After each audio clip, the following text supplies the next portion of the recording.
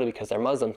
Why he's not accepting that the fraud is real is because it goes against their narrative about the fraud, which is very unfortunate, because fraud is fraud.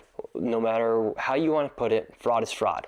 But this guy is extremely upset because fraud is exposed and it happened to make the Somalians look bad, or happened to make the Democrat Party look bad. That's why this guy is upset. Now, after I had posted this confrontation on the internet, a lot of people started doing their own digging to see who this man was, and the guy's name is Thomas, actually. And Thomas has also made death threats to lots of other people on the internet. For instance, here's one right here where he says, "Get kirked" to this individual. And this man Thomas has also been a part of a lot of protests. Here's a photo of him yelling and shouting at one of the protests in New York City. However, Thomas, after everyone had probably messaged him after saying, "Hey, what was that all about?" he actually deleted his Instagram. But what's interesting, Thomas has also made death threats to my friend Sweeney, who lives inside New York City. So he had Sweeney's email, and he emailed Sweeney saying how bad he actually felt about what happened. And this is what he said. He said, "I want to set things right. Please let Nick know that I would meet in person to apologize. We could have a good faith conversation where no voices are raised. It could be filmed or not filmed, but maybe we take this as an opportunity to make something where maybe we can make a bridge." Okay, so he's trying to build a bridge, have a conversation. I'm thinking about it, and then he says, "This moment has been an epiphany for me. Outside the internet shame aside, I felt immensely upset with myself immediately after. I thought it would be a moment of catharsis, and I felt the opposite. And if Nick wants to file a report, I understand that too, but I obviously don't want to go down that route." Now, this man might just be trying to save face by saying that he's willing to have this conversation. I was planning on filing a police report with this man, against this man with the NYPD, after he had openly made a death threat in public. I'm considering not doing that now and having this conversation with him. Let me know your guys' thoughts about that in the comments down below. But I am actually interested to have this conversation with this man, because I truly want to know why these people think they can openly call for violence in the streets of New York City, or openly say that people like me should be killed for simply exposing fraud. And I actually want to know, like, what goes in the mind of these individuals to the point where they do become radicalized, to the point where they think there's actually no problem with that. For instance, when Luigi Mangione killed the United Healthcare CEO, a lot of people came out in support of him killing that person, which is a pretty crazy thing to do, to support somebody who openly kills somebody in the streets of New York City. That's not good by any means. And that shows that society does actually have a problem right now. And so I'm actually considering having this conversation with this individual. And now when this guy says that he's part of leftist organizations, that's also very telling about these leftist organizations that are being propped up here inside the United States. Because what's happening is this silent minority is making a lot of noise across the United States. You're seeing protests nearly every single weekend by this silent minority. And these are the people that they are using to prop up and carry out their messages. As it really is these radicalized individuals who are openly saying, like, there's no problem with political violence.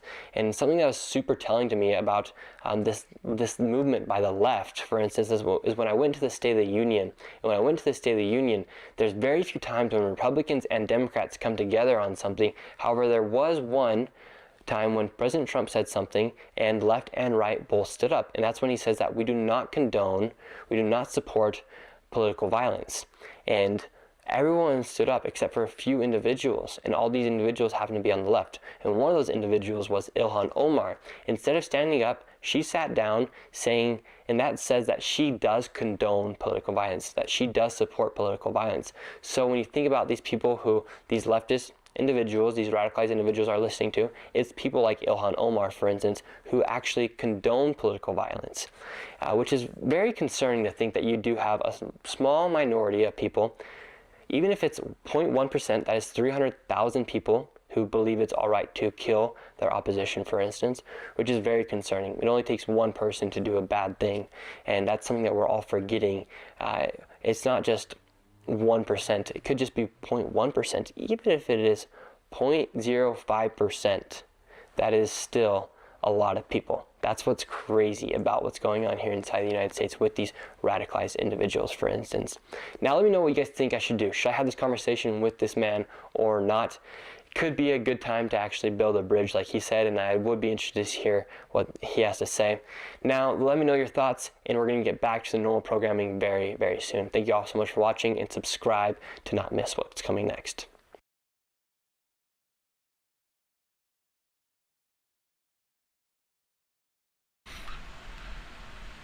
All right. Good morning, good afternoon. How's it going out there, folks? Welcome back here to a Monday update, June 8th, 2026. It's 11:55 a.m. California time here.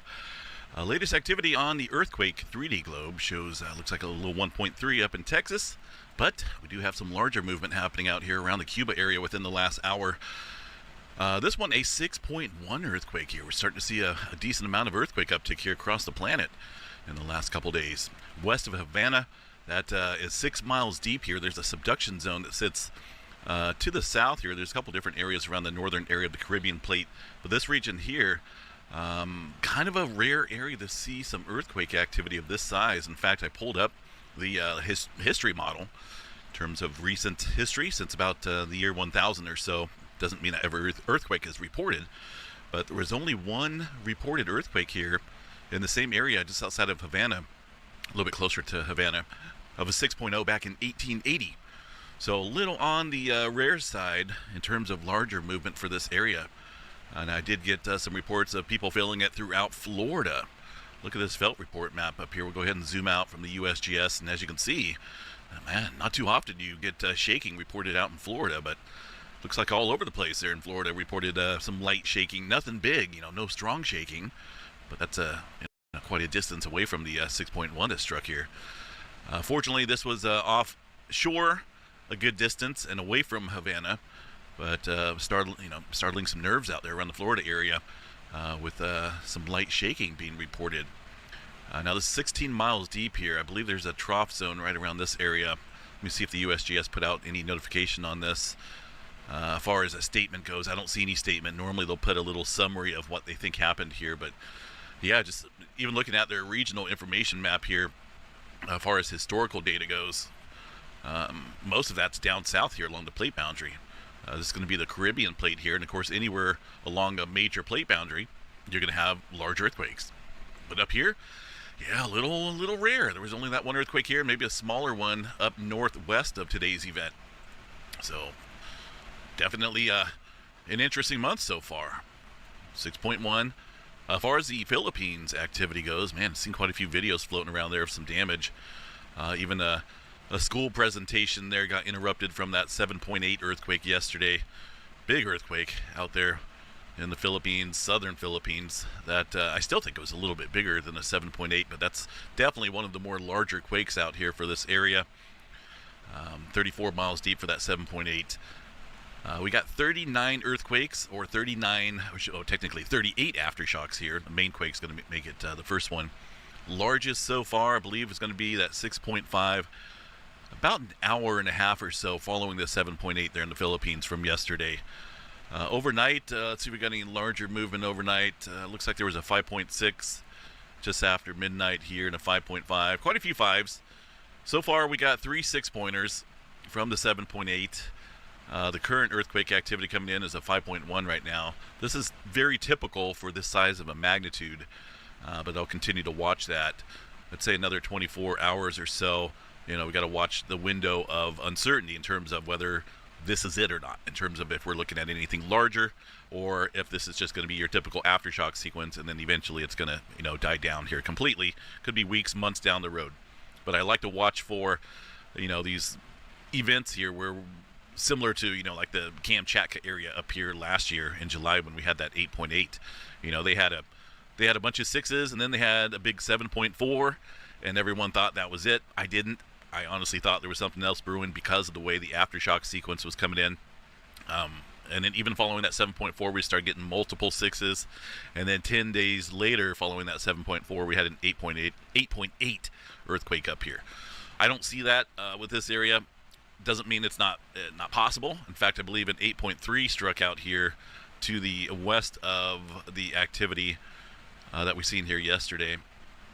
Philippines, a very dynamic area in terms of stress, plate stress out here, subduction, warping, twisting, and turning of all the land out here. The oceanic crust, and it's crazy. Get a lot of big earthquakes out there. So hopefully that is it for those folks. For this area, of course, you got the Philippine Trench that's capable of producing megaquakes, and the more concerning one here recently is the Manila Trench up here to the west, up here of Manila. There's a subduction zone that sits here that's capable of producing big earthquakes, and they had a swarm on it recently in the last within the last week or so. I don't think the USGS is going to. Well, they actually are showing it a little bit.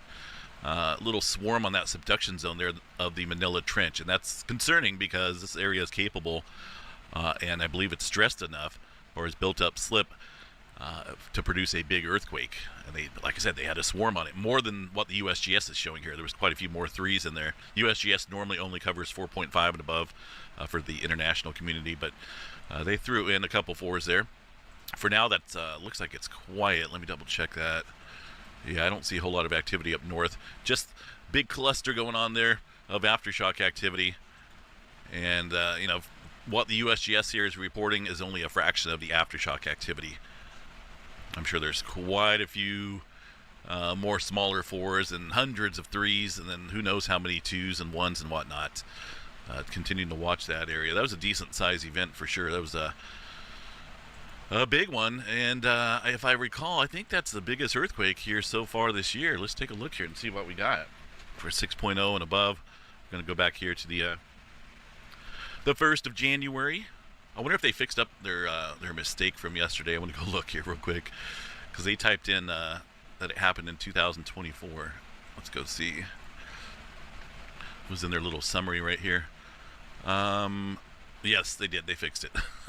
Because when I was reading this here last night, it said the June 7th, 2024 M7.8 earthquake, but it was a little typo, but I seen that. I was like, wait a minute, that's not right. So let's go back here and where'd my data go? Let's try that again. 6.0, go back to the 1st of the year. And I want to draw a little rectangle on the map. Well, actually, I just want to draw or keep it worldwide. There we go. Hey, it's a Monday. I can feel it. It's definitely a Monday. Largest magnitude out here so far this year is indeed that 7.8 that struck there in the Philippines yesterday. Crazy. So that definitely a sizable event for sure. So far, we've seen 1, 2, 3, 4, 5, 6, 7 pointers. Still have yet to see an 8-pointer. We normally get those once a year. If not once a year, it's once every other year. But 6, 7-pointers, and that's probably about average right now because we should see around 14 or so each year. It's the 6th month of the year, June. 6, 7-pointers, we're on cue. The 7-pointers here, they happen. There's 4 on average between about 12 to 16 maybe 7-pointers each year. On any given year around the planet.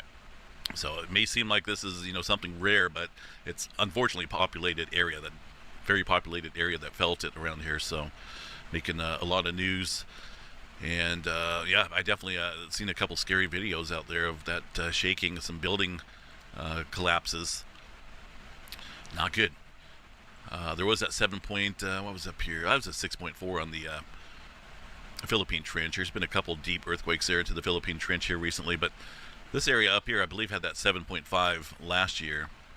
The earthquake activity yesterday happened on this subduction zone area, or a trench zone here, called the Cotabato Trench.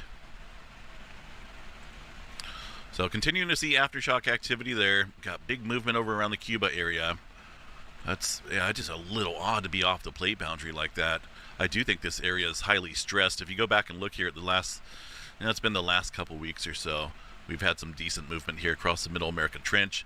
A line of activity here across Venezuela and northward. This one here was a 6-pointer. The subduction, or this little plate here, the Caribbean plate, gets squeezed here from the South America plate moving off to the north, and it's just it can see some big earthquakes, and it's highly strained right now. I wouldn't doubt it. We see some further activity here across this area of the plate boundary that's lacking activity.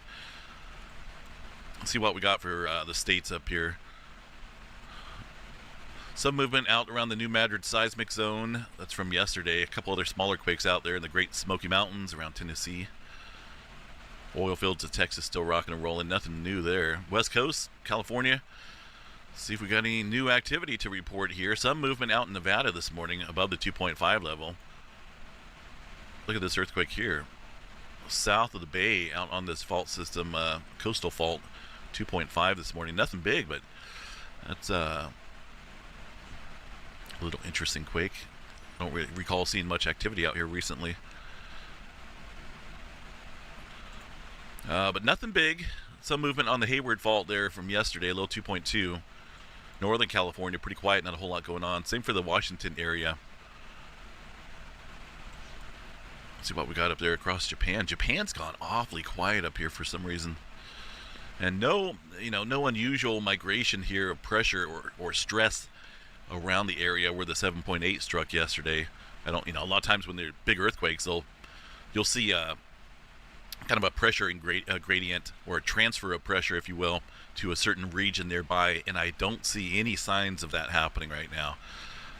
But I do want to watch this area up north here, north of the Philippines. It's possible it's could be put in the stress areas up north of the Philippines here, but that would include the Manila Trench up here north of where the 7.8 struck yesterday. Nothing on it right now, but we do got to watch that. New Zealand 4-pointer down there on the Alpine Fault, South Island area, it looks like. Nothing big. Pretty shallow earthquake there around Vanuatu, 5.5 this morning. Alaska, not so much going on. Well, there's always earthquake activity stirring up here across the Aleutian Trench, but nothing big.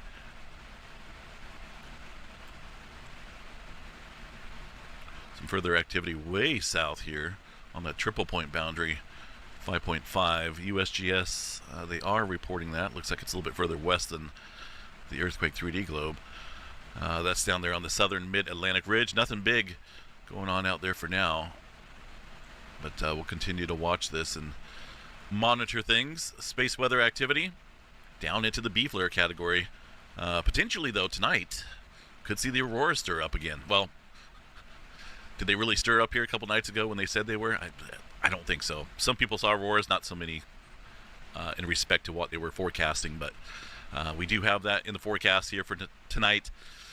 Could be up around a G2. These guys are showing a G3 class storm potentially, but I noticed they've dropped this down here. Only KP index around a 5 or so. That's if we get hit with the CME. It was from a sunspot here a couple days ago. I don't think it was this one. I think it was this area back here. It was kind of facing away from the planet, so it shot off, east. This is going to be the eastern limb of the sun. This is the western limb. Kind of shot off in this general direction here, but we'll see if it hits a planet or not. And that will be, I believe, tonight. The detailed forecast here shows it about ready to pick up around 1200 to 1500 UTC time. Right now, it is well past that.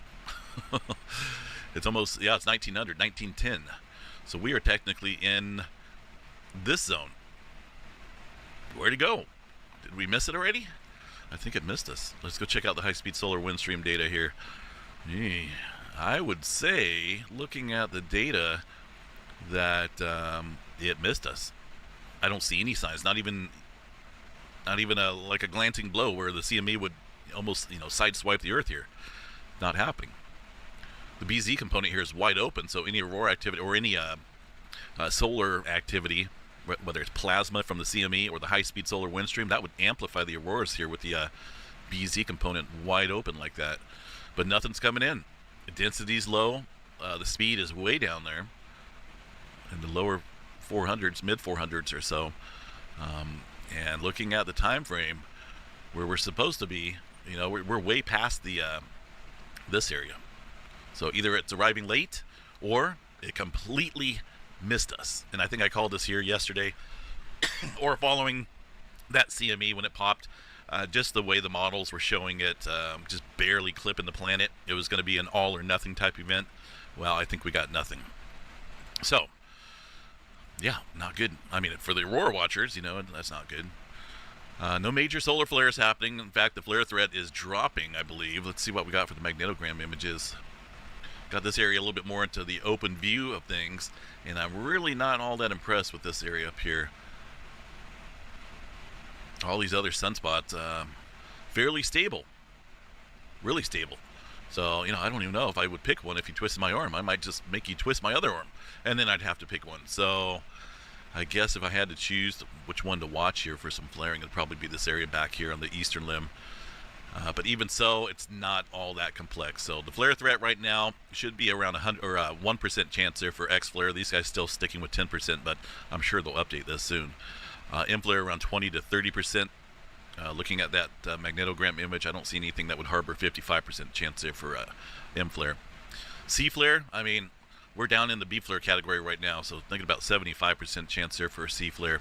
And the auroras, again, it's either missed us or it's arriving late. So I guess we'll see here by tonight's update. As far as any close approach asteroids go to the planet, that's all we need, right? Close approach asteroid. This one's coming in fairly close. 170 foot newly discovered asteroid. That's coming in tomorrow. 170 foot. That's pretty large. Not as big as this one, though. 470 foot. For us, though, fortunately, that's almost 4 million miles away. That's been tracked since 2011. So, I mean, even with this one coming in under 1 million miles, that's still well outside, maybe double the distance there between the Earth and the Moon. So we're fairly safe. Severe weather. Got, looks like an enhanced zone here across the beautiful state of Kansas, portions of southern Nebraska as well.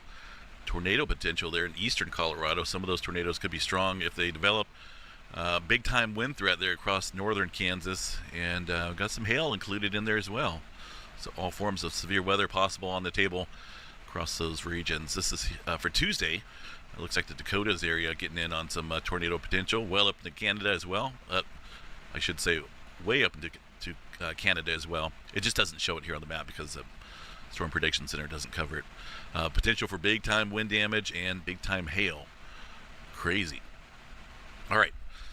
Let's see, seismograph stations. It looks like the Philippines station is back online here. I'm glad it came back up.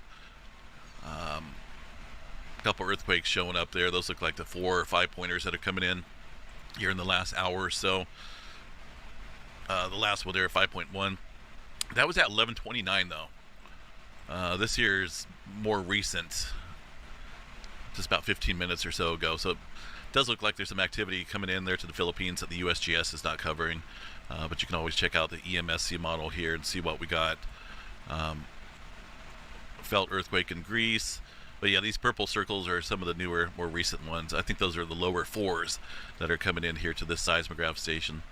But 5 and above, oh yeah, you'll definitely see that hitting the seismograph station there. Yesterday when that 7.8 came in, it was crazy. It was just a huge reading on that station.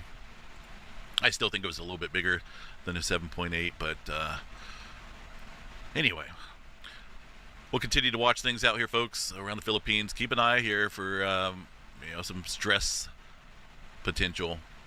I don't see it yet, but I do think that area north here may be under some strain right now, further strain following that 7.8. All right, we'll see you guys out here tonight for the Monday night update. Take care. Have a good one out there. Between the headlines, it's 6:19 Central, 7:20 Eastern Time in the District of Columbia, 76 degrees. Partly cloudy, 56% chance of precipitation. Yes, it's a little cloudy in D.C., but it will be brightening up very soon. President Trump, we're going to get to all the latest from the White House rundown. So good evening. I'm Gary Franchi.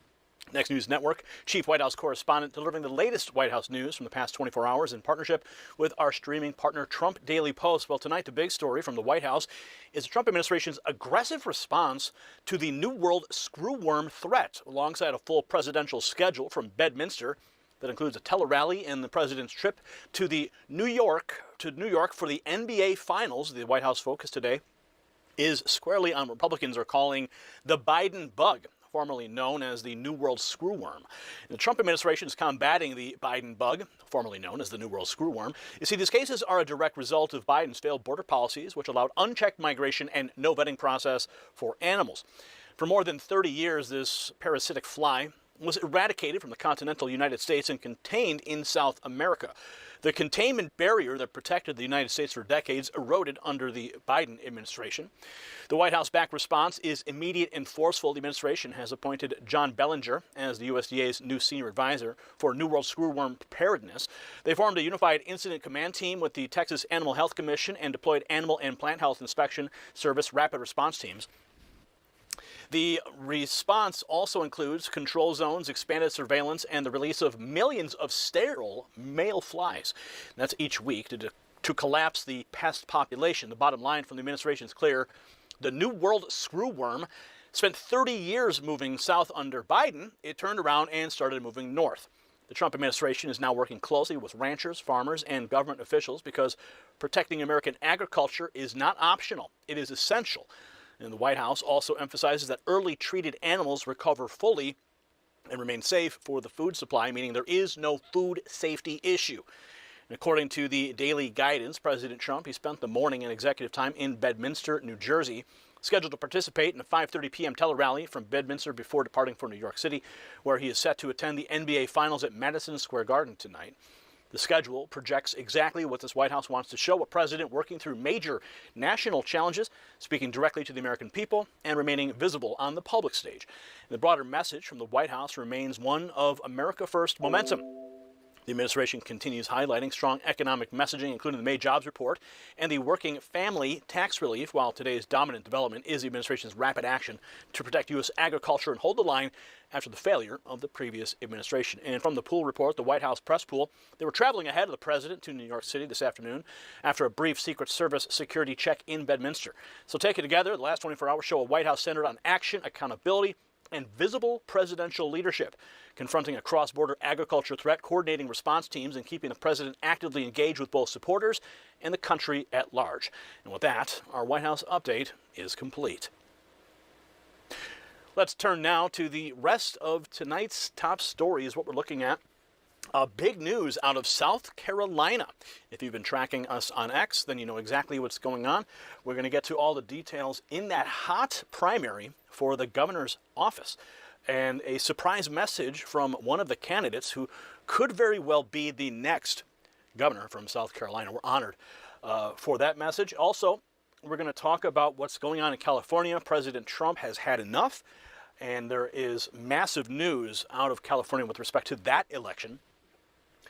We have the latest out of Iran and the ceasefire negotiations, as well as Israel's attack that occurred as Iran launched a whole new barrage of missiles into Israel and President Trump's response there. Also, the citizenship crackdown, President Trump busting a fraud ring, blue states panicking as well.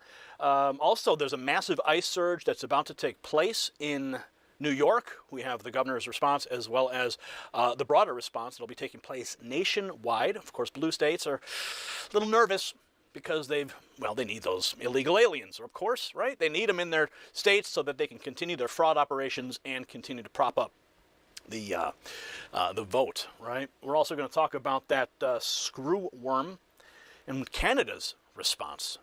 Not good. We'll also talk about, well, actually, that's what we've got. That's all on the menu tonight. So I want to thank you for joining us on this live broadcast. We are broadcasting across all platforms.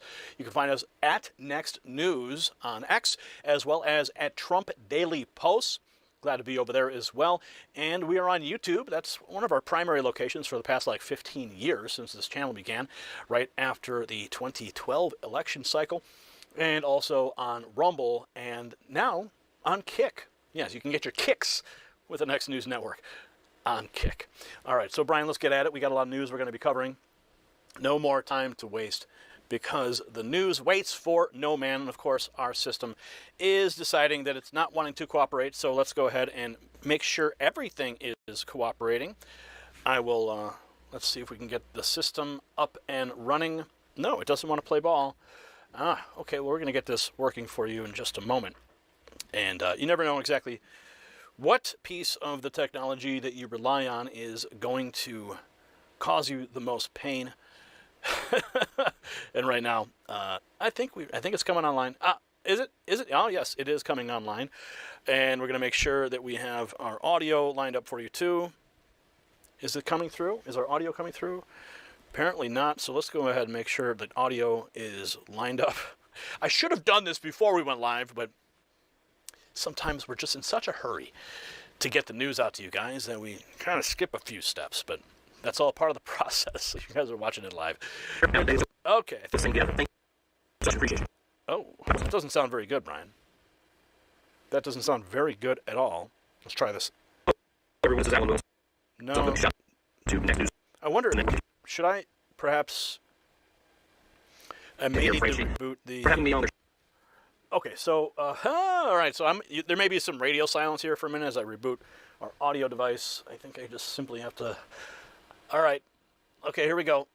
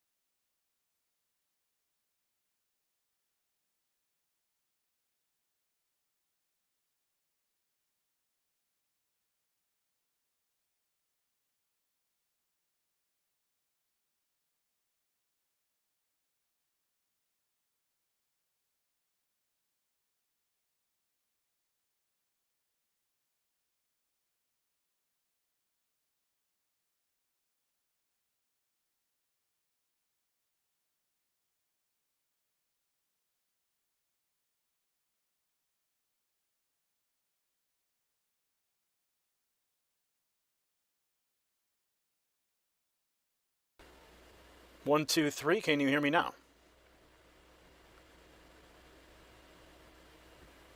Okay, it looks like we're back. Are we back? Okay, so everyone can hear me now? Can you hear me? All right, chat, can you hear me? All right, okay. All right, guys, it looks like we're back. Sorry about the delay, you know. We do our best over here with the resources that we have, so I appreciate your patience.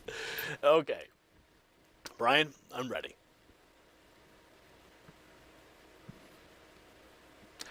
South Carolina is about to tell the whole country where the Republican Party is headed next. And no, this is not just another governor's race. What we're watching is a live test of the law and order governing model that has defined the Trump comeback and now drives conservative victories coast to coast. Alan Wilson, he's not running on empty slogans. He's running on prosecution, immigration, enforcement, judicial accountability, and consequences for chaos. And when you line up the receipts, one thing becomes impossible to ignore. This campaign is not selling promises, it's selling enforcement. And the question is very simple. Are voters about to reward that model again? See, here's why this matters, far beyond South Carolina, because for years, Republicans talked about crime, border security, and activist judges under President Trump. That talk has hardened into action, and voters are responding to leaders who don't apologize for using the power of government to restore order. That's exactly why Alan Wilson is packaging what he's packaging in this race. He tells undecided voters he cares about affordability, quality education, and safer communities, but the way he frames it, all of it, is through enforcement. He says while other politicians were cutting ribbons and naming post offices, he was fighting as a combat veteran, a prosecutor, and attorney general. I personally met him. Great guy. And he reminds voters that he was the one who stood up for President Trump in court. And he points to judges who let violent offenders back on the street, illegal hiring schemes built on forged documents and stolen identities, and mob-style unrest pushed by extremist left-wing groups. This is not the old country club Republican pitch. This is consequences, accountability, and public order delivered without hesitation. And while we're talking about protecting your family and planning ahead, that same mindset applies to your finances as well. So if you could go back in time and buy oil before the world relied on it, would you? Well, of course you would. Anyone would. So why aren't you buying silver right now? That's the question Noble Gold Investments wants Americans asking before the next major run is already underway. See, the people who recognized oil early didn't just make money. They got ahead of one of history's biggest economic transformations, and today silver offers a similar opening. It's not just a precious metal, it's a critical resource used in solar panels, electric vehicles, defense systems, AI infrastructure, and manufacturing base that powers the modern world. To learn why so many smart Americans are paying attention, visit nextnewsgold.com right now and see how you may qualify for a 1/10 ounce gold coin. Now back to the race that is quickly becoming a national test case for America First enforcement politics. Here's the twist the corporate media still does not want to admit. Wilson's message is landing because voters have watched too many leaders talk tough and then do absolutely nothing. See, Wilson's trying to show the opposite, not just that he supports law and order, but that he's already done the job. He says personally he took a case to the South Carolina Supreme Court to get a violent murderer locked up, back up, after a judge let him out 16 years early. See, that's not branding, that's called a record. And once you see the receipts and everything I've got stacked up, the pattern gets very hard to miss. And I was shocked this morning to receive this message from the next governor of South Carolina. He dropped a personal shout out to Next News Network, thanking me personally and asking all of our supporters, all of our viewers to get out and vote because Election Day is tomorrow and your vote for Alan Wilson makes a difference. Check this out. Hello everyone, this is Alan Wilson. I want to give a big shout out to Next News Network and Gary Franchi for having me on their show earlier this past year during the campaign. I know all of you are big supporters of Next News Network, and while Next News Network does not do official endorsements, I'm asking you to vote for me for governor of South Carolina. I look forward to fighting for you as your next governor. The election isn't here now today. Let's go win this thing together. Thank you so much and appreciate you. God bless. God bless you too. And yes, I got to hang out with him, interview him.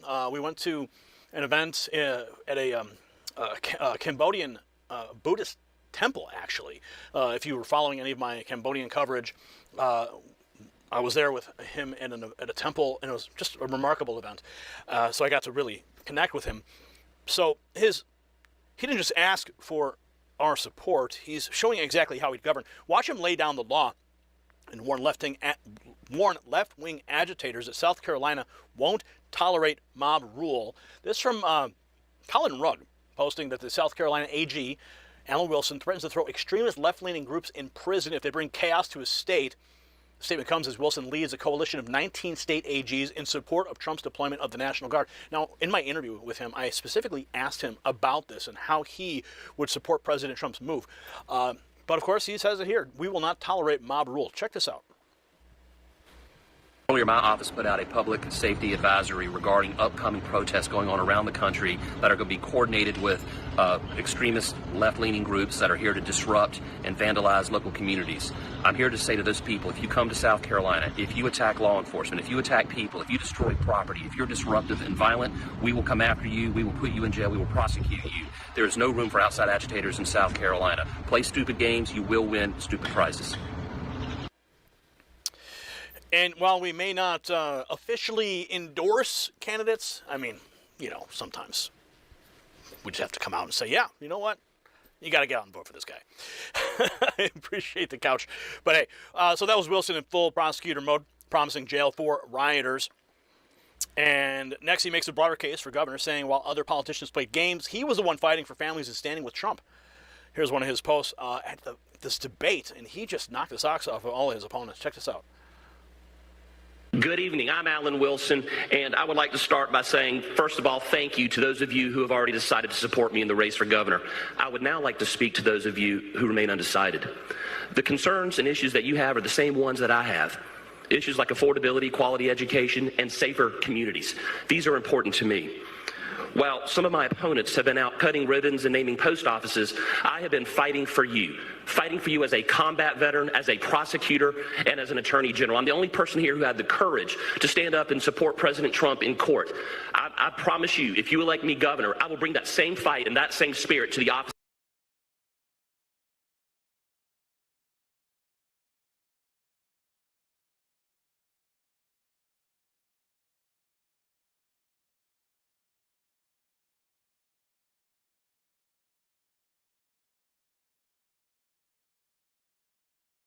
The conflict with Iran just took a major turn. Meanwhile, Fox News alert Israel and Iran trading fire overnight with the most strikes we've seen in months. But President Trump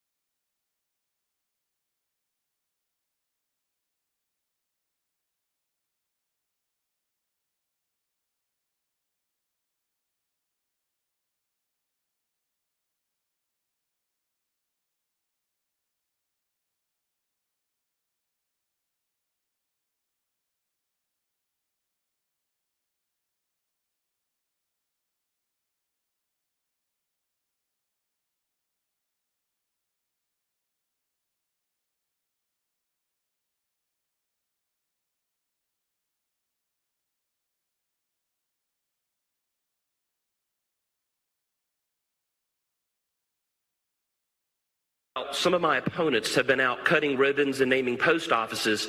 I have been fighting for you as a combat veteran, as a prosecutor, and as an attorney general. I'm the only person here who had the courage to stand up and support President Trump in court.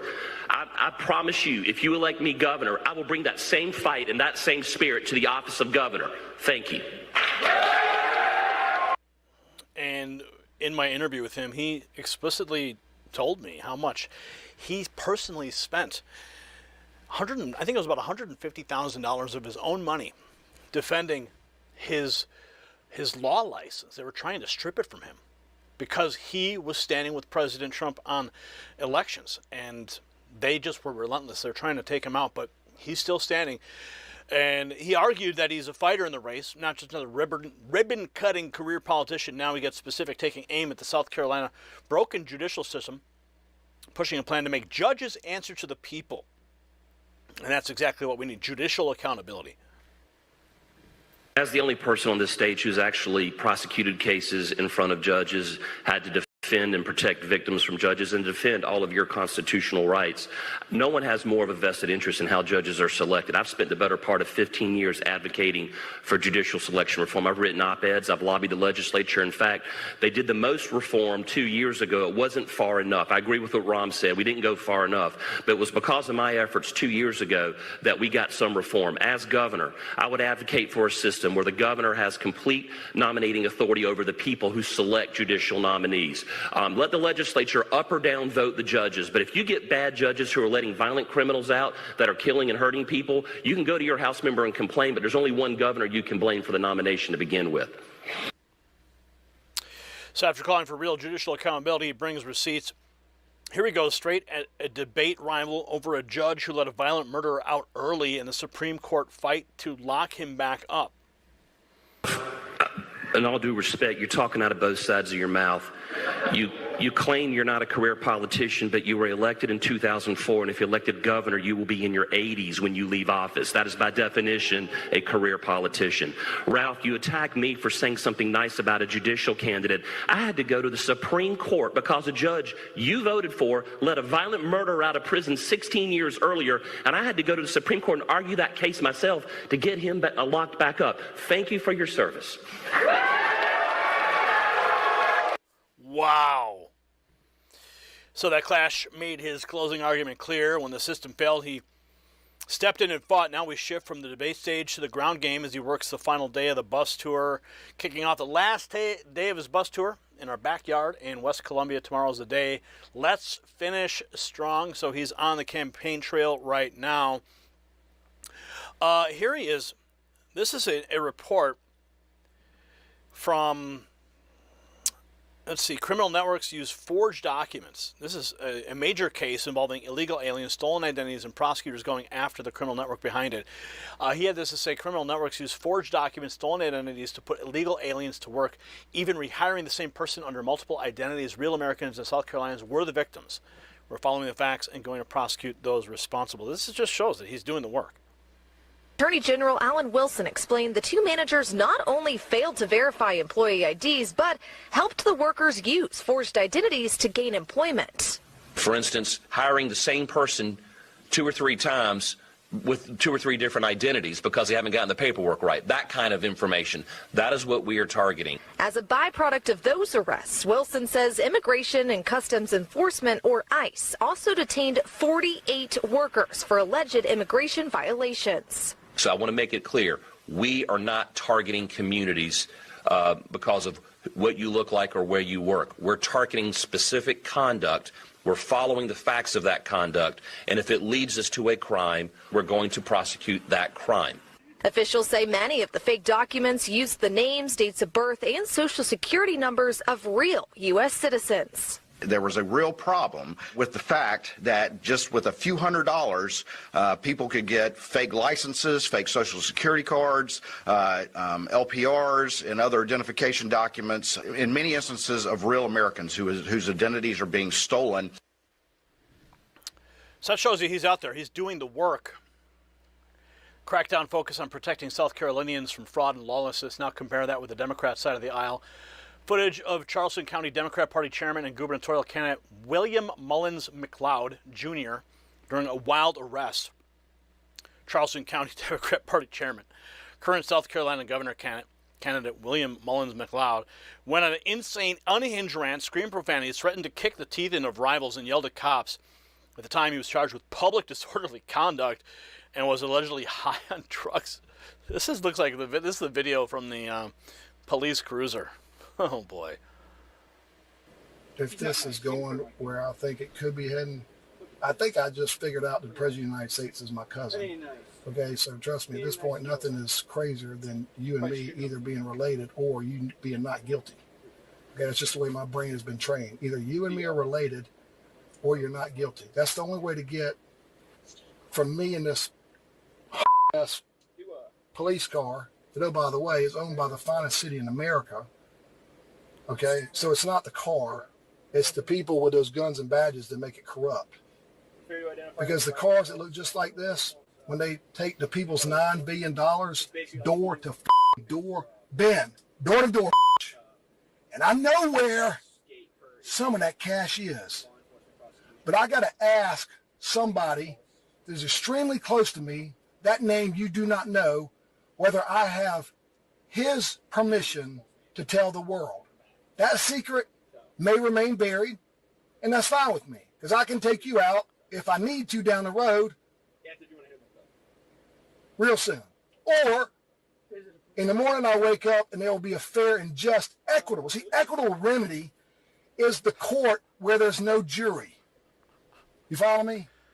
So when it comes to dividing land, like disputes, you got one dude or one gal. But you know what? Watch this. There was a black man, massacre in Richland County. Okay, I've had enough of this guy. Just unhinged, wearing no shirt in the back of a police car. That's the Democrat opposition, the guys. So what does it all really mean? It means South Carolina is becoming a proving ground for the post-Trump Republican formula. Enforce the law, back the police, punish fraud, protect legal workers, and stop pretending every public crisis needs another study committee. Wilson's campaign ties illegal immigration to identity theft, job fraud. It ties weak judging to dead victims and broken families. It ties left-wing street chaos to immediate prosecution, not negotiation. And that message fits this moment because voters are exhausted by disorder. They want leaders who will act, right? So the phrase may be blunt, but it works because people understand it instantly. Play stupid games, win stupid prizes. That's not just a line. It's becoming a governing doctrine on the right. And this is why South Carolina, why the race, why it deserves national attention. Alan Wilson isn't simply asking for a promotion from attorney general to governor. He's offering a state-level version of the same enforcement-first approach that has energized the America First movement under President Trump. Secure communities, protect citizens, prosecute fraud, defend jobs, and make institutions answer for failure. The contrast could not be clearer. On one side, a Republican making the case for order, accountability, and consequences. On the other, Democrats tied yet again to chaos, excuses, and public meltdown footage and tells voters everything that they need to know. If this model keeps on winning, expect more Republican candidates across the country to adopt it fast. And that's the real story. So I want to hear from you. Should every Republican candidate run on law, order, and consequences first? Yes or no? Drop your answer in the comments. And remember to share this with someone in South Carolina. Because you know why? Your vote tomorrow could make all the difference.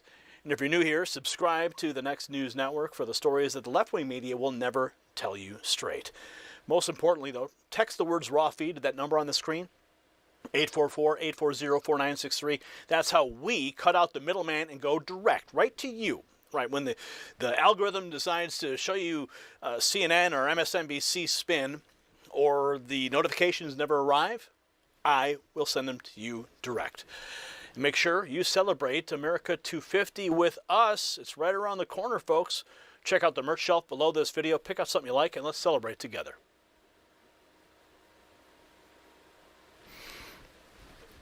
All right, folks, it's time to get out the vote in South Carolina. Thank you for joining us. Ginga Jeff, this is one-sided news. We don't do endorsements, but vote for this guy. Hey, man, I make the rules here. This is my show, my channel, all right? This I do what I want here, all right? All right. I appreciate the comment, though. I did catch that. That's funny. Okay, I think I did see a super chat that came through as well. Oh, yeah, Clifford Johnson. What do you say? Thank you so much for the live stream. You guys are rocking it. That came in on the YouTube side of things. And we are just bringing in the viewers right now. We're streaming on all platforms. X at Next News Network, at Trump Daily Post, our streaming partner, on YouTube, Rumble, and even on Kick. So we thank everyone on all platforms for joining, sharing, and telling your friends and family about us. Okay, Brian, we got to get to some more news here. We got to talk about what is going on in California. Trump destroying California as fraud fears explode. That is the big story right now. President Trump not pulling any punches, and of course, what happened over the weekend. He took that reporter to task. Yeah, she chose the low road. President Trump kicked her down the road. And what was this? What is this? Oh, hey, Karen Finley celebrating 14 months of membership. So glad the lives are back. Love you guys. Love you, Karen. Thank you for your support. Okay, Brian, let's go ahead and get this next story. Tonight, the real story is bigger than one California race, bigger than one ballot dump, and bigger than one media meltdown. We have a new report alleging Minnesota Democrats ignored massive fraud warnings, a California voter roll that reportedly lists a 126-year-old voter. I don't know the secret there. And a fresh ballot fraud arrest in Alabama. And a growing national fight over whether elections can still be trusted at all. And then President Trump lit the fuse, blasting California's drawn-out counting and walking away from Kristen Welker after refusing to play the media game. The question now isn't just who wins, it's whether Americans still believe the process itself is even honest. And I'll tell you why this matters, because for years, the ruling class told Americans to stop asking questions, stop noticing delays, stop noticing dirty voter rolls, stop noticing absentee ballot abuse, and above all, stop connecting corruption to one system to weakness in another. But voters are connecting it right now. A newly released 200-page report in Minnesota alleges that Governor Tim Walz and Attorney General Keith Ellison knew about major fraud concerns tied to programs like Feeding Our Future as far back as 2020 and failed to act, even retaliating against whistleblowers. That's not a paperwork error. That is the kind of institutional failure that destroys public trust. And then look at California, where citizen investigators are finding bizarre voter roll entries, including a woman allegedly listed as 126 years old, with dozens of elections attached to her record. And the long ballot counts, no voter ID, and repeated late surges in the middle of the night. And Americans are asking the obvious question: if government can't stop fraud in public programs, why should anyone assume that election systems are untouchable? And when institutions fail you, whether in government or health, people start looking for answers that actually work. Now, you've probably seen the clip, Joe Rogan sitting with Mel Gibson talking about people close to him who went through serious health struggles and then saw dramatic turnarounds. Rogan brings up light-based therapies and how they impact the body at a cellular level. Gibson just says it straight, this stuff works. That got my attention because in my own life, I watched something very similar unfold. For a long time, my wife was dealing with constant comfort and anxiety. One of those situations where you feel powerless. Then I learned more through Jonathan Otto in my countless interviews with him and talking about red light therapy. His website's myredlight.com. So it made enough of a difference that I knew I needed to share it. But now, if you want to look into it for yourself, just go to myredlight.com or check out all of the interviews I've done with Jonathan. They are just mind-blowing. But when you go to myredlight.com, use NNN25 for individual items or NNN30 for bundles. Now back to the story, because what's happening in these elections is exactly why Americans are done taking the official narrative on faith. But here's the twist that the media just doesn't want to admit. This is no longer just a California optics problem. It's becoming a national confidence problem. We now have an Alabama case where a former mayor and a city council candidate were arrested over alleged mail-in ballot fraud in an election that was thrown out. At the same time, Democrats are melting down over the mere possibility of stronger enforcement at polling places. If the system's clean, why panic when someone proposes checking whether only legal voters are casting ballots? That's a simple question, right? About the big story, President Trump, the interview with Kristen Welker over the weekend, absolutely going viral. President Trump going scorched earth on California elections and walks off an interview, leaving Kristen Welker absolutely humiliated. Now, you may have seen the clip, but it's certainly worth watching again if you haven't seen it yet. Buckle up. They did to the lives of people. They destroyed people. They sent people to jail who did nothing wrong. All right, just to be very clear, there's no evidence of what you're saying. But let me ask you about Todd Blanche. Let me ask you about Todd Blanche. Listen to me. She's trying to change There's tremendous evidence. There's nothing but evidence. The election was rigged. It was a dirty election. Mr. And it's President, happening again right now in California. You've never presented evidence. It's happening the right now in California. Right now, it's look at what's happening in California. Where's the evidence to that? It's the 4 Republicans days. are doing well in California. No, they're not. They're dropping fast because it's a rigged election. Let me tell you, it's 4 days, and they aren't even close to coming up with it. You know why they're doing that? Because they're cheating on the election. Do you have evidence to support that? All I have to do is look. All I have to do is look. That's not evidence. And I listen to people, and let's see what happens. But, sir, that's not evidence. Do you think it's appropriate? That's how they count the votes in California. Do you think it's appropriate that they have an election, and 5 days later they're nowhere close to picking a winner? State and local officials acknowledge they are slow. They're urging. No, they're crooked. They're urging the votes to be counted quickly. That's how they vote in California. They're crooked, just like you're crooked. Your press is crooked, and Meet the Press is crooked. To be fair, I'm not crooked, but let's Well, you play right into their hands. Let's continue. You're either crooked or you're stupid. You play right into their hands with this rap. You know that these elections are rigged. Your network knows that they're rigged. You know that I won an election in a landslide, and I got 94% bad press. But, Mr. President, you know why I got that?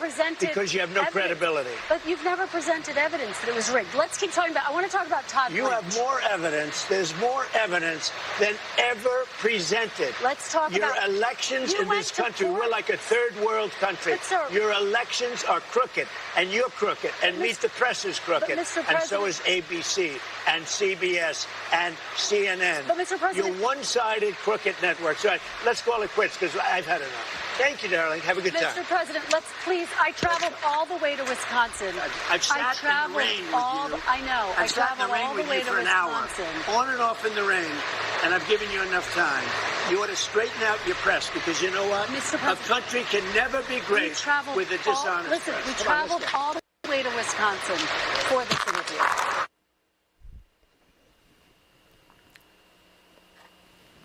Beautiful. I spoke with President Trump on Saturday, and we both acknowledged the complications during the interview posed. Complications during the interview. Yeah, you're just carrying water. Oh, no.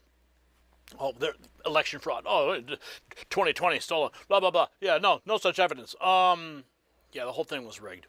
Kristen, you know it. You're just carrying water. But Trump called California's vote count crooked right to her face.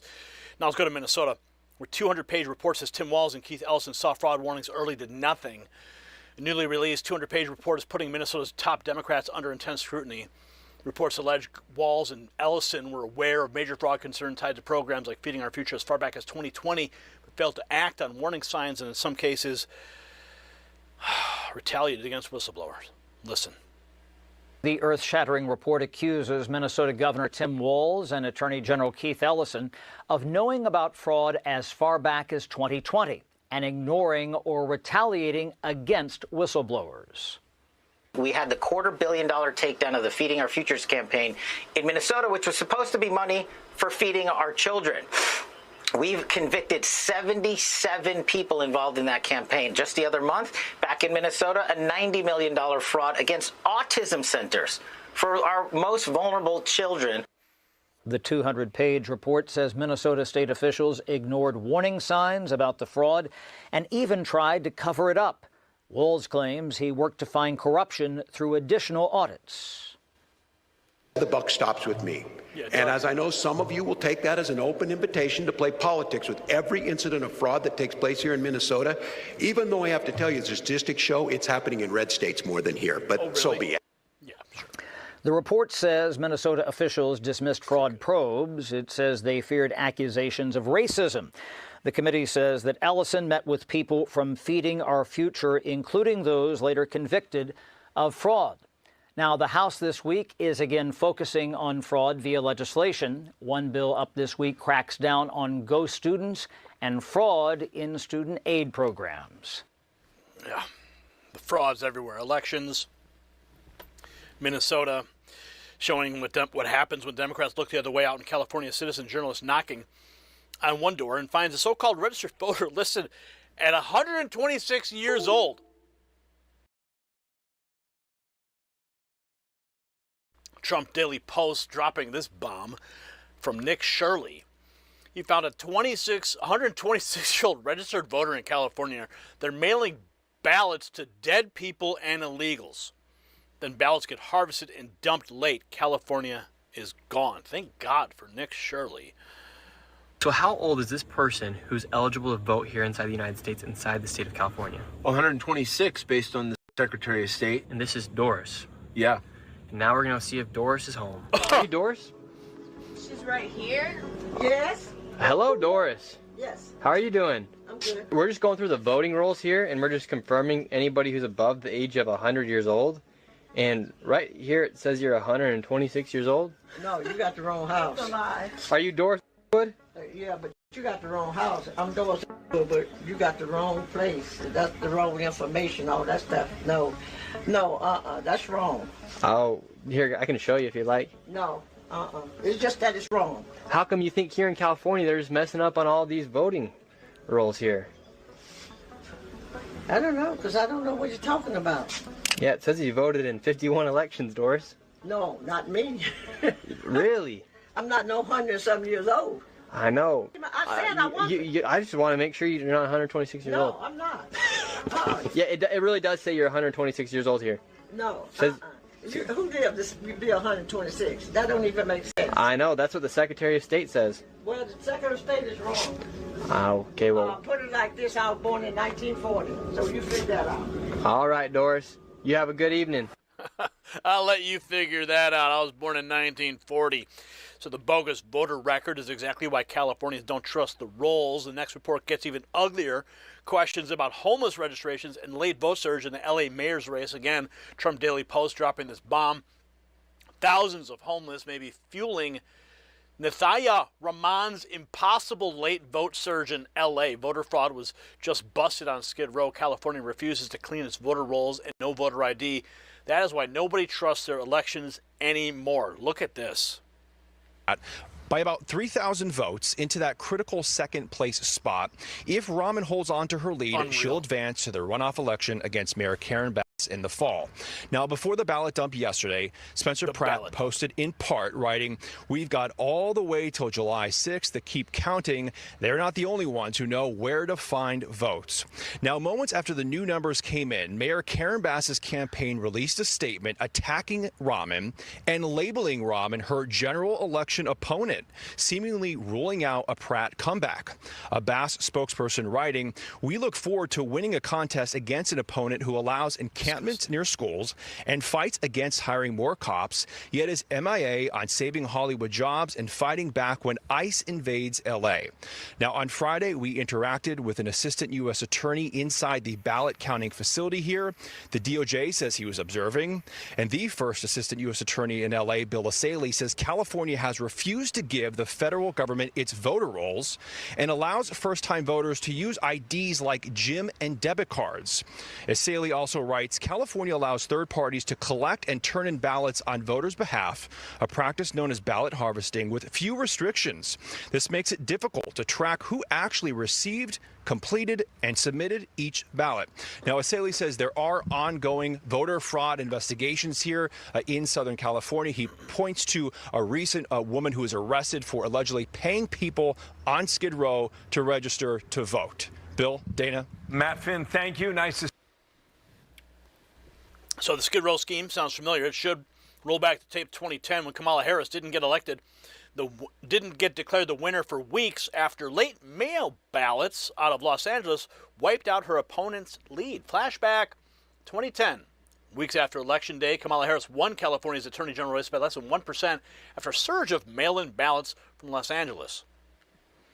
4 weeks after the November 2nd election, California finally has declared a winner in the Attorney General race. Harris finished so close to her Republican opponent that it took a month to finish counting every vote. She won by less than 1 percentage point. Yeah. It's the same case. The playbook has been around for years. Now even Elon Musk is weighing in. He's blunt. Once voting gets this fraudulent, the people running it can manufacture whatever outcome they want. That's what he says. Once voting is this fraudulent, they can get whatever outcome they want, making a sham of democracy. He was quote tweeting Arthur McWaters. Let me get this straight. Nearly every major democracy restricts mail-in voting. They also require real government-issue ID. Mail-in votes with no confirmation of citizenship during registration would switch the California election. Thus, election in California is one of the most, let's just go to the post here. Yeah. One of the most insecure process in the developed world. There's no question that fraud happened. It's statistically certain. The only question is whether California can vote itself out of the mess or if it's already too far gone. When is enough enough? Who allows mail-in ballots? The United States? Yes. India, Indonesia, Brazil, Japan, Mexico, Philippines, France, South Korea. Nope. ID required to vote in all those locations.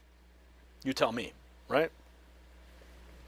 That's why the SAVE Act is so important. Musk says the system's so loose they can get any result they need, and now Democrats on CNN are melting down over the talk.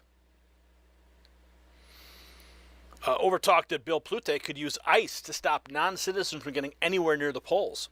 Democrats going berserk right now. They can't acknowledge that Biden won. But I also think there's a focus on 26 and 28. What could he do with this job in 26? What he could do is take a single piece of intelligence that may not be corroborated or make something up and say country X is going to interfere or is sending people to encourage non-citizens to vote, and that be used as an excuse for Trump to bring in ICE, federal troops, close down elections, seize polling stations. The list is extraordinarily frightening.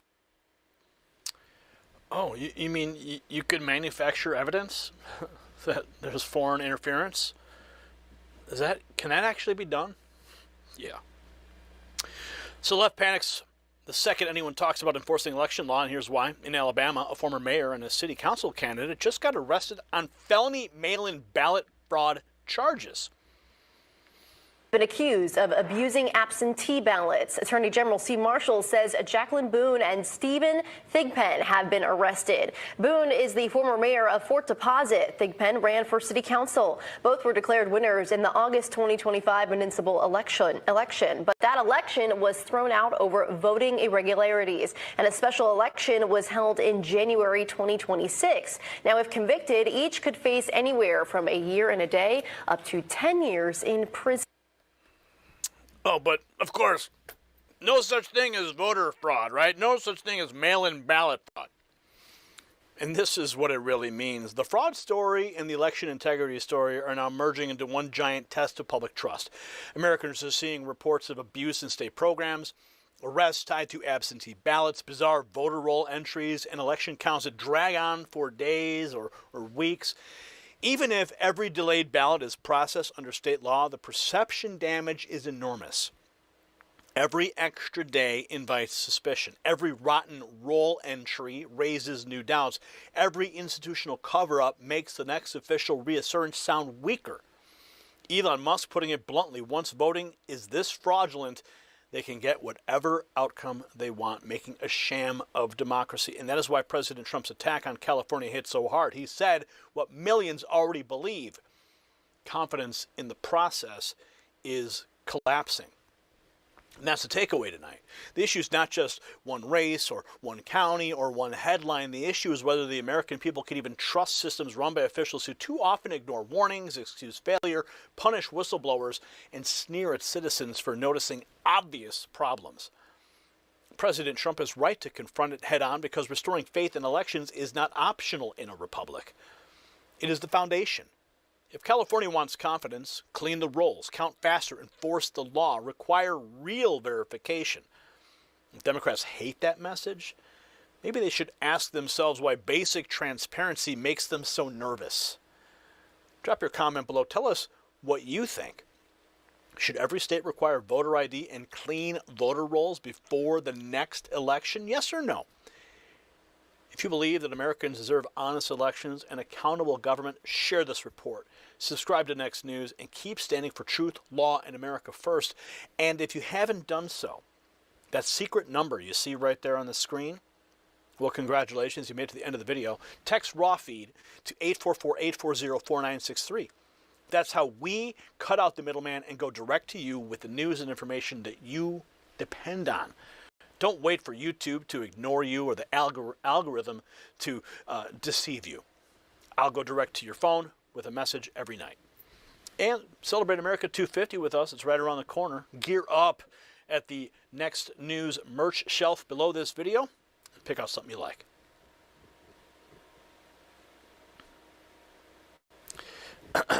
All right. Where are we going from here? I did see the comment. What is my favorite food? You want to know what my favorite food is? I'll tell you what my favorite food is. I love a good smoked brisket. That is like, that's it.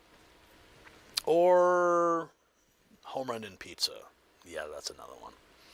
Home run in pizza, guys. That's where it's at. Okay. All right, Brian. Oh, thank you. You got that out already at 7:15. Much appreciated. Okay, let's get this next one out at 8:15. So we're going to go ahead and book that in the schedule for today at 8:15. So we will get that published for you guys, segment after segment.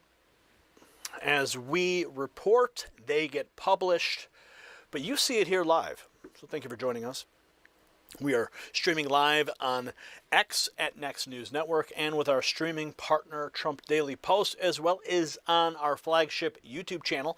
Over 2 billion views, over 2 million followers, and also on Rumble and on Kick. So you can find us streaming across all platforms. We got to get to the next story. We got to talk about what's going on with Iran. Big news happening there. We're going to get to you the latest. Yes, brisket is the best. I love some good smoked brisket. Give me a nice packer, right? Trim it a little bit, rub it down, throw it in that smoker, let it smoke for like 12 hours, get a nice ring on it. Let it rest for a couple hours. Cut it. Good stuff. Okay, enough of that. We got to get to the news. All right, Brian, let's see where we're at here. Okay. Tonight, the Middle East may be entering its most dangerous phase yet, not because the missiles stopped, but because the talking started.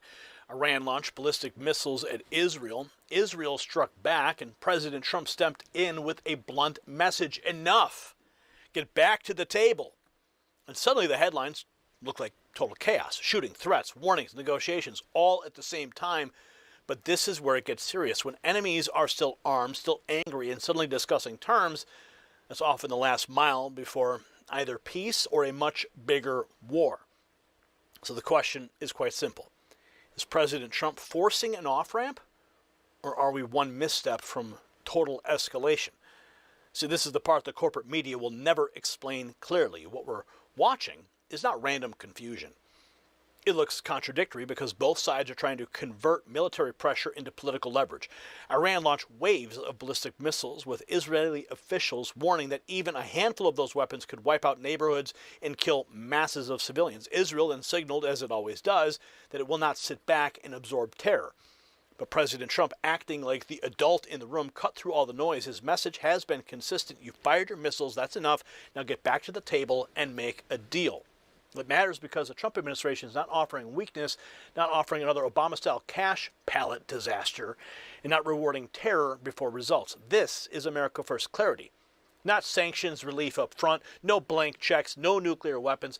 That is what real leadership looks like when the region is on the edge and everyone else is testing whether peace is real or fake. And while we're talking about systems designed to confuse people until they surrender, let me tell you about something that hits millions of American families directly. Now, pay attention to this, because if you or someone in your family is on Medicare, this directly affects your wallet. Medicare is confusing by design. The mailers, the robocalls, the fine print, the commercials, it's all built to keep you overwhelmed so you pick a plan and never look at it again. That is the Medicare confusion industrial complex. And seniors are paying for it without even realizing it. And Chapter is simple by design. One call, one advisor, and they compare plans based on your doctors, your prescriptions, and your needs, not somebody else's sales quota. Some seniors could save as much as $1,100 a year. So, do not guess. Call Chapter at 910-728-4109. That's the number you see on your screen. Pause the video, write it down, give them a call, and get help from someone who actually walks you through it. When the stakes are high, whether in global negotiations or your monthly bills, clarity matters. That takes us right back to what President Trump is doing here. You see, because this is the twist. See, the biggest headline may not be the missiles at all. It may be that both sides appear to be fighting and negotiating at the exact same time. President Trump posted that both Israel and Iran are looking to do an immediate ceasefire, with final peace negotiations moving ahead, while also making clear the pressure stays on until a final deal is reached. That's the key. The Trump administration is not confusing leverage with surrender, and when you look at the posts, the statements, and the reactions side by side, you can see the story is entering the transition zone between open conflict and a forced settlement. Breaking 911 posting this: Iran launching a barrage of ballistic missiles as Iran at Israel as fighting resumed, shattering the April ceasefire and prompting Israeli retaliatory strikes. Israeli ambassador to the U.S. Yishol Leiter said Iran fired 11 ballistic missiles, warning that each had the potential to devastate an entire neighborhood and cause mass casualties, adding that Israel would not tolerate such attacks. Check this out. And we start with a Fox News alert. Israel and Iran trading fire overnight, testing the already fragile ceasefire with the most strikes we have seen in months. President Trump posting to Truth Social just a few minutes ago saying, quote, Israel and Iran must immediately stop shooting. So the question is, I thought we got most of these ballistic missiles. Apparently they still have the means to launch them. So the missiles are flying even as Trump demanded the shooting stop. Now watch them unload on both sides, saying Israel and Iran have been fighting so long they don't even know what they're doing. This is from C-SPAN. Israel says that Iran violated the peace agreement and the ceasefire agreement. Do you believe that Iran is still committed to peace? Yeah, I do. They violated it, but Israel violated it too. Are you questioning if Israel is committed? Israel, as soon as we made the deal, they came out and they dropped a load of bombs, the likes of which I'd never seen before. The biggest load that we've seen. I'm not happy with Israel. You know, when I say, okay, now you have 12 hours, you don't go out in the first hour and just drop everything you have on them. So I'm not happy with them. I'm not happy with Iran either. But I'm really unhappy if Israel's going out this morning because of one rocket that didn't land, that was shot, perhaps by mistake, that didn't land. I'm not happy about that. You know what? We basically have two countries that have been fighting so long and so hard that they don't know what the fuck they're doing. Do you understand that?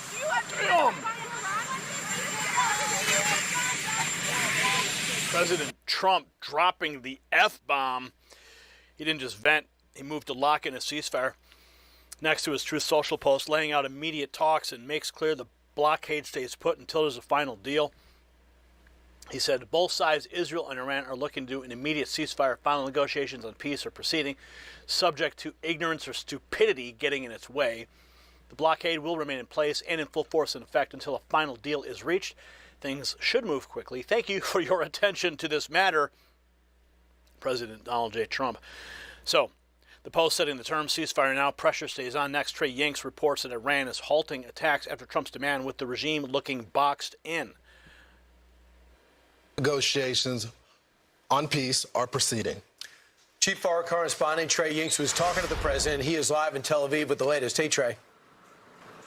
Yeah, hey, guys, good morning. It looks like these sides are listening to President Trump. Iran's Islamic Revolutionary Guard Corps just announced they are halting attacks against Israel, but maintain the ability to fire again if the Israelis target Hezbollah in Lebanon. This is a significant development and an indication we may be looking at an off-ramp here after a whirlwind 24 hours across the region. This all started yesterday afternoon when the IDF struck the Lebanese capital of Beirut, going after the Hezbollah neighborhood of Dakhya. Immediately after, Iranian officials threatened to fire on Israel, and hours later they did just that, launching 4 waves of ballistic missiles toward the northern part of this country, sending hundreds of thousands of people into bomb shelters. The Israelis, after, decided they were going to return fire and strike Iran. But I was speaking with President Trump as these missiles were soaring through the skies of this country, getting his initial reaction, and the president told me what I would suggest to Iran: you've shot your missiles, that's enough. Get back to the table and make a deal. And again, the president reiterating his desire for a diplomatic solution today, calling on both Israel and Iran to stop shooting. The Israelis conducted dozens of strikes against the Iranian regime in response to that missile fire. And then early this morning, just after sunrise, sirens sounded across Israel's second largest city of Tel Aviv amid incoming Houthi ballistic missile fire launched from Yemen, an Iranian proxy there. The Iranians then followed up with more ballistic missiles against Jerusalem, Tel Aviv, and the northern city of Haifa before all of this started to de-escalate amid those calls from President Trump for both sides to stop shooting. But again, the latest information that we have, Iran's Islamic Revolutionary Guard Corps has announced they will halt their fire against Israel, and the Israelis have not struck Iran for at least 4 hours, and So, Iran says it's backing off That tracks what Trump is telling them in real time. Up next, hear the president's blunt message. You fired your missiles. Now get back to the table and make a deal. I just got off the phone with President Trump, who is following the developing situation across the region. He told me what I would suggest to Iran. You've shot your missiles. That's enough. Get back to the table and make a deal. The president once again calling for a negotiated settlement. He also spoke about the ongoing negotiations with Iran, saying we are very close. I would say an agreement would be signed on Monday, Tuesday, or Wednesday of this coming week. And now this takes place. And so the president will get briefed on what is happening right now, this ongoing Iranian ballistic missile attack against Israel. But I asked him about those initial IDF strikes that took place earlier today. He told me they were not coordinated with the United States, and I asked him for reaction to the Israeli strikes against Hezbollah in Beirut, and President Trump said, I'm not happy about it. Now, more broadly, he said that the ongoing Iranian missile fire toward Israel at this moment certainly is not going to help the negotiations. But again, he is calling on the Iranians to stop firing these missiles and get back to the negotiating table to ultimately reach a settlement. The president talked about the power of the U.S. military and also the power of the ongoing U.S. naval blockade of Iranian ports. This blockade, John, is currently crippling the Iranian economy. They are losing hundreds of millions of dollars each and every day. And that's part of the reason that President Trump has been able to maintain this strategic patience across the Middle East. So that's the Trump formula: force pressure, the negotiations on Americans' terms. Now Netanyahu answers with his own warning: if Iran fires again, Israel will hit back hard. From Reuters. If the terrorist regime makes the mistake of attacking us again, we will respond with force. Because Israel has the full right to self-defense, and we exercise it whenever necessary. I say this to you, dear citizens of Israel, just as I say it with appreciation and respect in my good conversations with my friend, President Trump.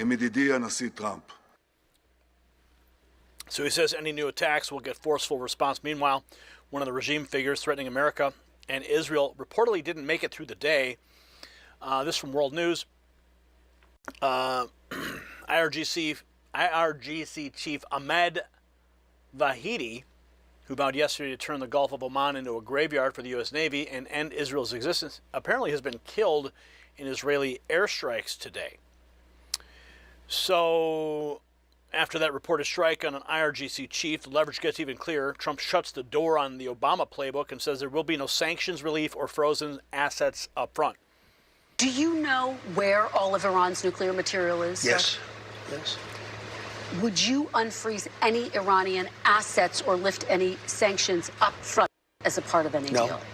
So that would come after. Comes after, yeah. If they turned over their nuclear enrichment material. Unlike Obama. Obama flew a Boeing 757, a plane I know very well.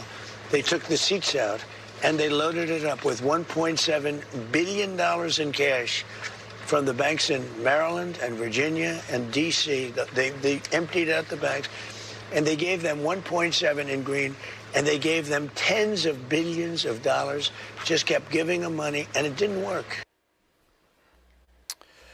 So, what does it mean? It means the center of gravity has changed. Earlier, the question was whether Iran could keep firing, and now the real question is whether Iran can keep firing and still avoid a deal on President Trump's terms. That is a much tougher position for Tehran. The Trump administration has stripped this down to simple, hard lines.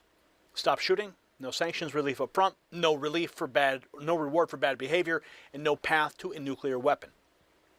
That's why even dramatic developments, including reports of senior IRGC figures being taken out, now feel secondary to the larger point. The endgame is forming in real time. Israel wants lasting security. President Trump wants the war ended permanently. Those goals overlap, but the diplomacy has to hold, and that makes this phase incredibly volatile. Now, here's the bottom line. The real story tonight, not just that missiles flew or that threats were made. The real story is that President Trump appears to be forcing this conflict into a decision point. Keep fighting or come to the table under pressure. That's the formula. Strength first, deal second, not the weak-kneed disaster America got when Democrats were in charge, and not another giveaway to a regime that spent years funding terror and threatening Americans. If Iran is pausing attacks, That's not a coincidence. It's what happens when the White House projects strength instead of confusion. But this still is the most unstable moment because one retaliatory strike, one misunderstanding, one act of ego could blow the whole thing apart. So I want to hear from you. Do you believe President Trump can force a real deal here? Yes or no? Drop your answer in the comments. Share this with someone who needs the truth, and make sure you subscribe for more America First reporting. But most importantly, text the 2 words you see on your screen. Raw feed, see those words? Text it to 844-840-4963. We're cutting out the middleman, guys. We're tired of seeing all the comments and you guys saying, oh, I'm not getting notifications. I don't see you in my feed anymore. Well, the only way around that is for me to send a direct message to you. That's it. Very simple. Text the words raw feed to 844-840-4963, and I will send you a direct text message every night so you get the news that you rely on. And let's celebrate America 250. It's right around the corner. Check out the Next News merch shelf below this video or shop.nextnewsnetwork.com. Pick up something you like. Support Next News and America 250. All right, guys, we are moving right ahead here. We got to talk about what's going on with the citizenship crackdown that's now been exposed. The news is moving fast right now, guys. And it's only Monday. Oh, looks like we got a super chat that came in from Rumble. What is that here? Let's take a look real quick. Oh, well, look at Salty Nationalist. Also, get out and vote tomorrow. I'll be voting for Alan Wilson for my governor. All right, Salty Nationalist, thank you. And Chris says, thanks, President Trump. MAGA High Gary N3 family, $15. Wow. And Principled Enigma, dropping $5 over on Rumble. Sedition equals conduct or speech inciting people to rebel against authority or state of or monarch. Welker did this to President Trump in front of the entire country. Well, we expect nothing less from the mainstream media, and that is why we continue to dominate all of the feeds, because people have lost faith in the mainstream media. The more people lose faith in the mainstream media, the more they look to sources like the Next News Network that's streaming on X at Next News, streaming with a streaming partner, Trump Daily Post, streaming at YouTube and Rumble and Kick and all the places that we can. We're getting the message out every way possible because we want to make sure the American people have the information that they can make informed decisions on. All right, Brian, let's get to our next story here. I'm going to go ahead. This Israel-Iran story, we're going to get that locked in for release at 9:15 so we can stay right inside the primetime window when Americans are looking for the news. Again, these segments are recorded live and then we are published individually on all the platforms, but you're seeing it here first. You're the lucky ones. All right, let's continue with this next story. Trump busting a massive fraud ring. And the blue states are panicking, of course. That's what they do.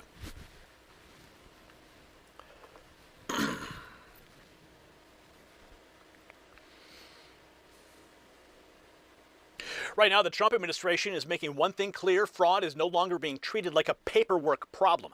It's being treated like a full-blown threat to the American taxpayer, the immigration system, and the legitimacy of government itself. We're talking about Medicaid arrests, food stamp abuse, fake workforce credentials, vanished federal funds, and now even citizenship being put back under review if it was obtained through deception. Ilhan Omar, I hope you're paying attention. See, this is bigger than just a scandal or a state or a program. President Trump's team is building a whole-of-government crackdown, and if you think Democrats are nervous now, wait until you see where this is heading next. And I'll tell you why this matters. For years, Washington acted like fraud was just background noise, something to manage, excuse, or bury in paperwork. But the Trump administration is drawing a hard line and saying fraud is not random, it's systemic. It moves through benefit systems, healthcare billing, immigration files, identity records, workforce pipelines, and the very institutions that Americans are told to trust. Acting Attorney General Todd Blanche, soon to be the Attorney General if he gets through the nomination process, says there are dozens of investigations underway nationwide, with more arrests coming, and that's music to my ears. USDA Secretary Brooke Rollins says that red state cooperation already uncovered 200,000 dead people receiving food stamps. 500,000 people getting more than one benefit. And if that was found in states that actually complied, what exactly are blue states hiding? Well, they sued to block transparency. Add Minnesota to the list, where a House oversight report alleges the Walz administration ignored fraud warnings while billions in federal funds disappeared from social services programs. Oh yeah, this is not bookkeeping. This is a test of whether government exists to serve citizens or protect the fraud machines Democrats built and defended. While Washington finally starts exposing fake systems and fake numbers, smart Americans are also asking how to protect their own future in a world built on fragile paper promises. So if you could go back in time and buy oil before the world relied on it, would you? Of course you would. Anyone would. So why aren't you buying silver right now? The people who recognized oil early didn't just make money. They got ahead of one of the biggest economic shifts in history. And today, a similar opportunity is unfolding with silver because, you see, listen to silver. It's more than a precious metal. It's a critical resource used in solar panels, electric vehicles, defense systems, AI infrastructure, and the massive industries that are powering the future. That's why Americans are turning to Noble Gold Investments. If you want to learn more, go to nextnewsgold.com right now. Depending on the qualifying amount, you could receive a 1/10 ounce gold coin with your order while supplies last. Or you can call that number 877-646-5347. When governments and systems wobble, owning something real is not fear, it's just common sense. Now let's get back to the bombshell, because the biggest development today is not the visa story by itself, it's what comes after it. The Trump administration is reportedly moving to revoke the citizenship of 17 U.S. citizens accused of immigration fraud. That's according to CBS. Think about that. Ilhan Omar, are you listening? See, the crackdown is no longer limited to stopping future abuse at the border or in benefits office. It's reaching backwards, reopening old cases and arguing the fraud does not become legitimate just because time passed. That changes everything. It's exactly why the left is starting to lose control of the narrative. This from Trump Daily Post, our streaming partner. They had this: AG Blanche and FBI Director Kash Patel are arresting fraudsters in blue states. The GOP states were already cooperating. They're cracking down on governors and officials who refuse to cooperate on massive Medicaid fraud. The Trump administration now threatening to pull federal funding from these states. Arrests are being made, and that is what accountability looks like. Let's take a look here. Meanwhile, the Trump administration has made fighting fraud a priority. Acting Attorney General Todd Blanche told Saturday in America there is more to come. In some states, they're making it almost too easy for fraudsters to do what they're doing. And you do have state employees who are aware of how easy it is in some states to steal from the American taxpayer. We have dozens of investigations going on all over this country, and you're going to see more and more arrests as the weeks and months go on, because this is something that became a real crisis that we are now addressing with the full weight of the federal government. Haley, an excellent interview and show as always. So talk to us about what you expect now that they are on this. Will we see accountability there in that state, and who's going to be in the spotlight? Yes, we will see accountability. And let me just draw a contrast for you. Kash Patel and DOJ, soon to be Attorney General Todd Blanche, when I believe he'll get confirmed, they prosecuted a state employee last week. They had indictments. They have arrests. Not only are they bringing accountability on the legal side, but Vice President J.D. Vance, Andrew Ferguson have twisted the screws on blue states, saying we will take Medicaid funding from you if you don't step up. Hawaii, within an hour, it was 11 a.m. during your show, Harris, where they announced Hawaii they were going to withdraw funding. The next hour, on Outnumbered, Hawaii put in place a fraud task force, a strike force. So blue states are stepping up because the federal government, the Trump administration, is twisting the screws. Good, and they should. So Team Trump is putting blue states on notice over Medicaid fraud. With arrests already rolling, now the crackdown widens as CBS reports. The administration is moving to revoke the citizenship. CBS reports Trump admin plans to announce it's seeking to revoke citizenship of 17 U.S. citizens accused of immigration fraud, expanding its unprecedented denaturalization campaign. So it's not just welfare fraud getting hit. They're going after immigration fraud, too. Next, a massive H-1B scam out of India comes into focus, with reports that nearly 90% of applications contained bogus information. Eric Darty reports, OMG, a massive India H-1B visa fraud ring has just been busted. 90% of India's visas applications contain fraudulent information. 100,000 counterfeit certificates have been seized. Holders since 2015. Over 70% came from India, and nearly 12% from China. And when you zoom in on this map you're looking at, you can see where most are being hired. The dark red spots show a high density of H-1B visa holders. And now we're learning more about the fraud within the program. One former official tells Newsweek that up to 90% of applications, 90% from India, contain fraudulent documents or involve unqualified applicants. And finance law enforcement in India claim it has uncovered a network of universities that produce fake degrees which were possibly used to obtain these high-skilled H-1B visas, including one school which allegedly stole over 36,000 fake degrees, sold, I should say. It cost as little as $1,400 for one of those. And while these are supposed to be high-skilled employees, during almost all of Biden's time in office, 83% got junior or entry-level positions. And now Texas is taking action, cracking down on those abusing the program. Wow. So the fake degree pipeline shows how badly the system was abused under Biden. Now the Trump DOJ is preparing the biggest denaturalization push yet against people accused of gaming that system. Broken. Trump DOJ announcing the largest ever program to denaturalize U.S. citizens accused of immigration fraud. Ilhan Omar, are you listening?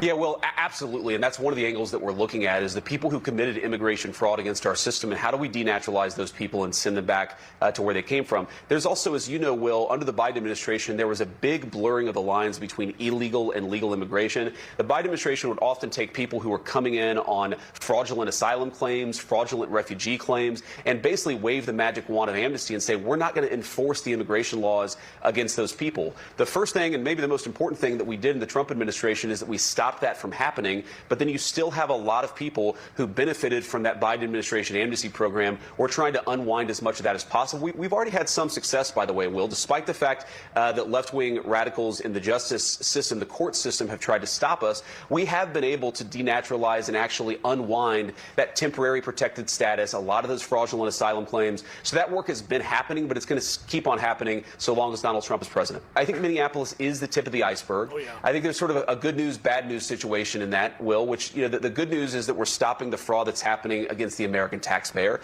The bad news is that my own children will never be able to attend school at the Quality Learning Center. So, you know, you got yeah, the Quality Learning Center. Yeah, that's going to be the meme of eternity. From denaturalization to state-level cover-ups, the fraud story keeps getting uglier. Next White House oversight report says Tim Walz's administration ignored warnings while billions in federal social service dollars vanished. This is from Fox News Politics. Oversight report alleges Walz ignored the warnings as billions in federal funds vanished from Minnesota's social services programs. Tim Walz, you belong in an orange jumpsuit. So Minnesota now, another case study, what happens when Democrats' systems look the other way. Next, USDA Secretary Brooke Rollins says red states handed over SNAP data while blue states are suing as investigators uncover dead people and duplicate benefits on the rolls. A letter to every governor in America. No one had ever held the states accountable. The federal government funds the food stamp program. We send hundreds of millions of dollars a day to the states, but there'd never been a back-end accountability on how is that money getting spent. So we asked all the states to partner with us. It's time to have accountability. The red states, of course, did. And with that red state data, we found 200,000 dead people getting food stamps. We found 500,000 people that were getting more than one benefit. And y'all, this was in the red states. The blue states wouldn't give us the data. They're suing us. We're in massive litigation right now, looking to cut those funds off until they give us that data. But the fraud is so rampant and so stunning that when the president, the vice president, and our team talks about, you know, when we can root all this fraud out, we're going to really be able to cut the deficit, make sure we're protecting the taxpayer, but also make sure we're protecting the families that rely on these programs at the same time and by getting the fraud out.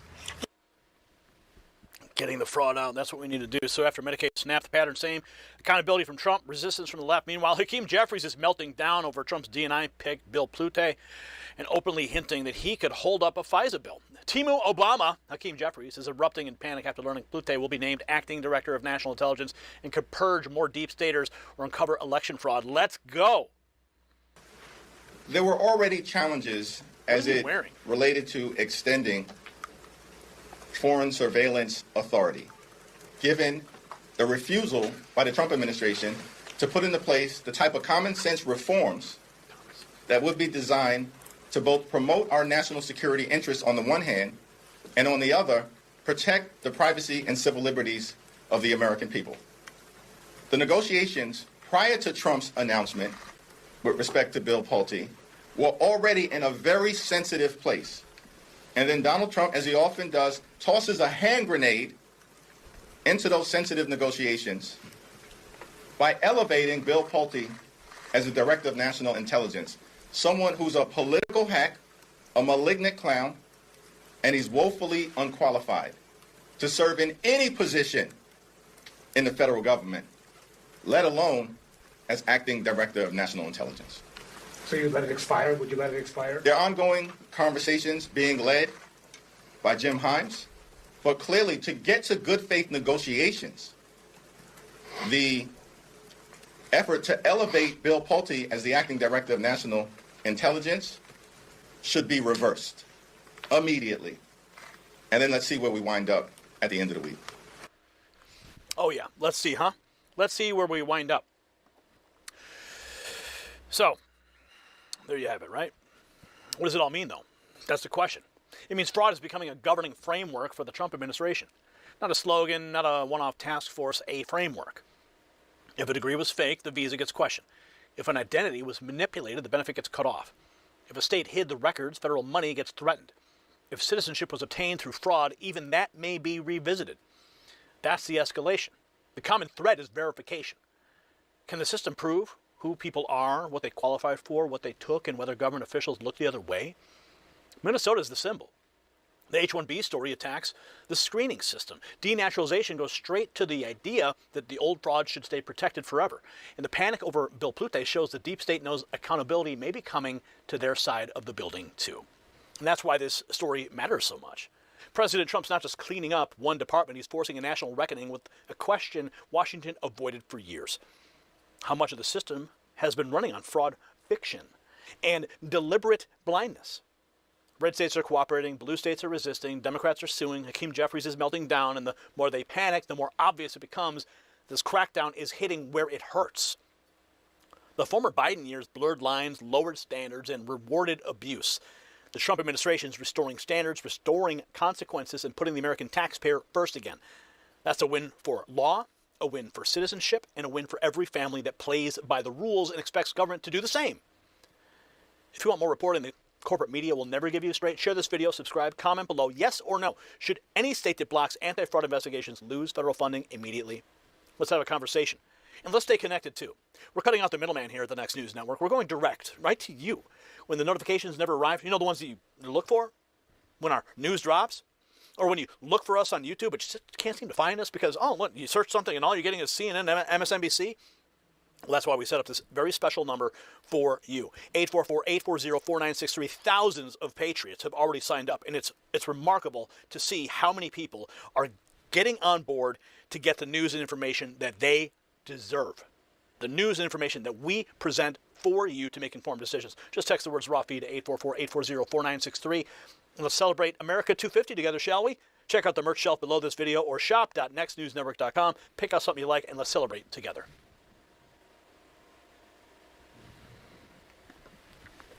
All right, folks. The news is coming in fast on a Monday, isn't it? So much is happening. And what's happening in New York, though, that's the next big story. We're going to get to that as well. You're going to find out everything as we have collected all the news and information that you rely on. And we're going to be presenting it to you in just a moment. Brian, I'm just going to set up these scheduled posts for you so that they can drop for America tomorrow. But the folks watching live get to see it all unfold in real time. Yes, that's how we do it here. Our live viewers get the news first. So we're going to go ahead and get these scheduled out for everybody so that they get the news when it drops. But of course, like I said, when you're watching live, you get to see it in real time.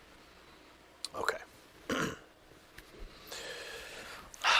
Yeah, the text drops at 8:45 Central Time. Yes, Karen, that's exactly what we have set up for you guys. Okay. All right.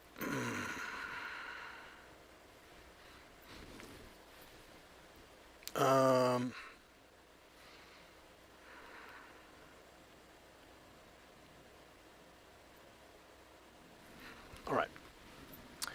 Okay, where are we going from here? Oh, yes, we're going to the new ice surge. Kathy Hochul, not too pleased.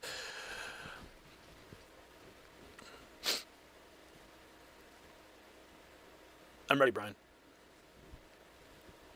Right now, the biggest immigration story in America is no longer about debate. That debate's over. President Trump's administration is now showing the country what enforcement actually looks like when Washington finally decides the laws of this nation still matter. Senate Republicans are moving the money. Tom Homan is promising a huge expansion. Even deep blue officials are warning activists not to interfere with ICE, and the left losing its mind in the streets. It's not just about Newark, not just about New York. It's about whether federal law can be physically resisted in the United States of America. And if that answer is no, then everything changes. You see, for years, Democrats and their media allies tried to keep this fight trapped in slogans. They wanted the country arguing over abstractions while the border crisis exploded, trafficking surged, fentanyl poured in, and law-abiding Americans paid the price. But the Trump administration has moved this issue onto totally different ground. Now, the question is not whether immigration law exists. The question is whether that law will be enforced in real time on real streets against real people who violated it. Senator Marsha Blackburn says Senate Republicans passed the Secure America Act to make sure ICE and CBP have what they need through the rest of President Trump's term. Then Tom Homan put the number on it, $70 billion. That means more targeting, more arrests, more detention capacity, more contractor support, and more staying power. In other words, this is not a temporary burst. This is an enforcement system being built to last, and that's exactly why the left is panicking. They know President Trump is moving from promises to implementation, and implementation is where America First wins become permanent. And while we're talking about real solutions that actually help people instead of empty slogans, here's something that caught my attention. You've probably seen the clip of Joe Rogan with Mel Gibson talking about serious health struggles and dramatic turnarounds. When Rogan brings up red light-based therapies, Gibson says that plainly the stuff works. That stuck with me because I saw something similar at home. My wife dealt with constant discomfort and anxiety for a long time, and it wore her down. Then we learned more about red light therapy and how light can support the body at a cellular level. And that sent me to Jonathan Otto's site, myredlight.com, where he breaks it down clearly and offers devices people can use at their home. He's been a guest on this channel. Check out the interviews that we've done with him. They're absolutely amazing. So if you've been curious, this is worth a look. Go to myredlight.com, use NNN25 for individual items or NNN30 for bundles. Now, back to the story, because what happened next proves this crackdown is entering a whole new phase. And this is the part the corporate media does not want to admit. Even local officials in blue cities are starting to say out loud that ICE agents are law enforcement officers, period. The Chicago police chief made it crystal clear that boxing in federal vehicles, following agents, or ramming law enforcement is not protest. It is a crime that can lead to deadly force consequences. That matters because once local leaders stop pretending federal officers are outsiders, the left loses one of its favorite excuses. And when that excuse collapses, all that remains is the raw question. Will the law be obeyed, or will the mobs try to override it? Tom Homan calling out the outraged Democrats in front of millions. I also want to remember the politicians are continually attacking us. Where were they the last 4 years when the number of women and children sex trafficked went all-time high? Where were they when 250,000 Americans died from fentanyl coming across the border? Where were they when women and children are dying making that journey? Where were they when over 4,000 families making that journey died, historic record? Where were they? Not a word. Now we're just trying to respond to what happened the last 4 years and keeping this country safe. And we're arresting a lot of public safety threats, taking them off the streets, which make this country safer. President Trump promised to make this country safe again, and that's what we're doing. That's what we're doing. Homan putting Democrats on the spot. 4 years of chaos, dead Americans, not a word from the open borders crowd. Now the media angle gets ugly. Scott Peely is claiming CBS tried to tilt an ICE protest story to fit the anti-Trump script. Scott Peely, how do you say his last name? Just made a pretty stunning allegation. According to him, CBS leadership wanted a story about killing of an ICE protester, Renee Good, changed to better match Trump's version of events. He says he was told management wanted protesters portrayed as more violent and wanted Good described as driving towards the officer who shot her. He says the video evidence showed otherwise. Then came the admission there was a thumb on the scale for the president's version of events. Pointed to his February coverage of the killing of ICE protester Renee Good, alleging Barry Weiss directed his team to make the protesters look more violent and to describe Good as driving toward the officer who shot her. There was a thumb on the scale for the president's version of events that I felt was a level of political influence that I had never seen in 37 years at CBS News. Because President Trump's versions of events were, in fact, the real version of events. So if he's telling the truth, even legacy media insiders know the fix is in. But on the street in deep blue Chicago, police chief isn't playing along, warning activists that targeting ICE agents is a crime and could trigger deadly force. Let me make this clear. Federal agents, ICE, HSI, are officers. They are agents of law enforcement. If you box them in with vehicles, it is reasonable for them to believe that they are being ambushed and that this could end in a deadly situation. And it's reasonable for them to use force based on those conditions. Do not box in any law enforcement officer. You are breaking the law when you do that. And you are putting yourself in danger. Following law enforcement agents around. The question is why? What do you plan on doing? It's also reasonable for them to believe that you're eventually going to do harm to them. If you ram any vehicle, especially that one that contains law enforcement agents, and that's any law enforcement, local, state, federal, county, and you do this intentionally, this is considered deadly force. Deadly force is anything that can cause great bodily harm or death. When you plow into a vehicle that contains law enforcement agents, you're using deadly force. And they can use deadly force in response to stop you. So Chicago warning in plain English, federal agents are law enforcement and mob tactics won't be tolerated. Now here's the Senate response. Marsha Blackburn says Democrats try to choke off ICE funding and Republicans push through the Secure America Act anyway. She says that Democrats put our national security at risk because they want to abolish ICE. In a dangerous world, how critical is the Secure America Act?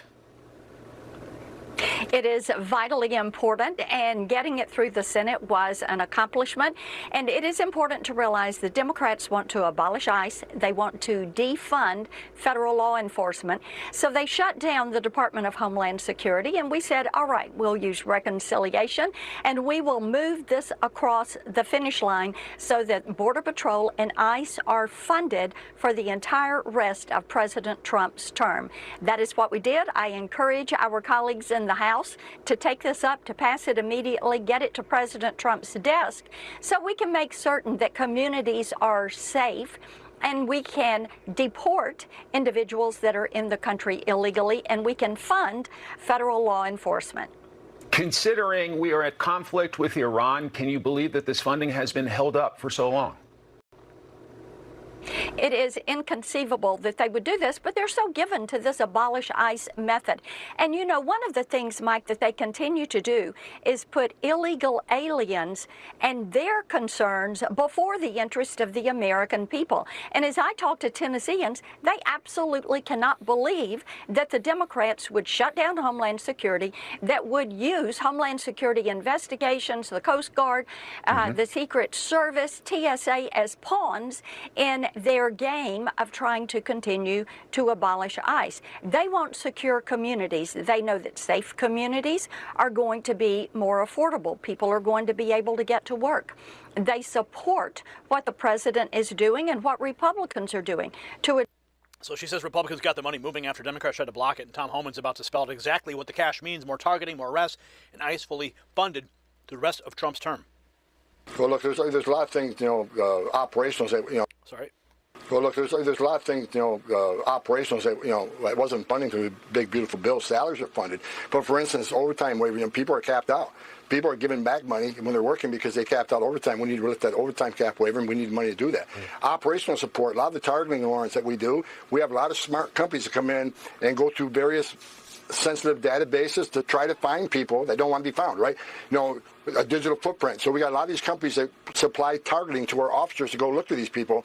That's been stalled. So when this reconciliation passes, that $70 billion will fund us to the end of the Trump administration.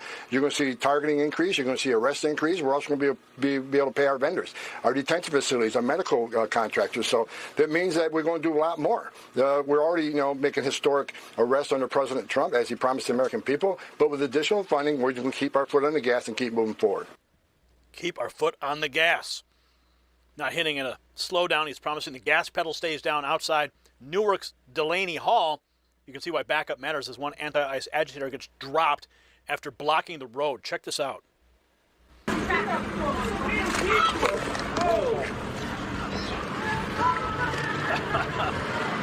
on. Am I fucking pushing people around, you fucking pigs? Do I grab in my chest? Yeah? You like fucking sexually assaulting me? What you got for me? What you got for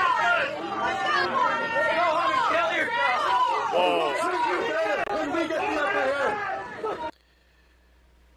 So the Newark scene shows what happens when activists think they can physically shut down enforcement. It didn't stop there. Next, you'll see police roll through protests set up and push Antifa back hard outside of the ICE facility. This is from Trump Daily Post. BG on the scene. Newark police rolled straight through an Antifa tent and supplies outside the ICE facility.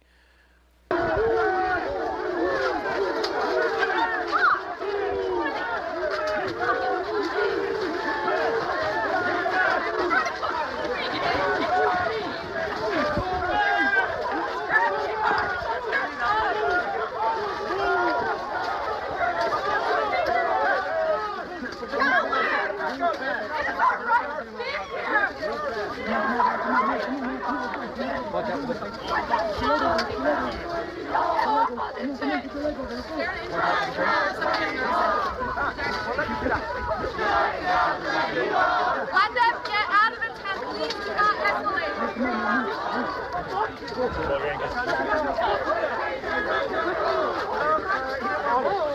Guys, you gotta back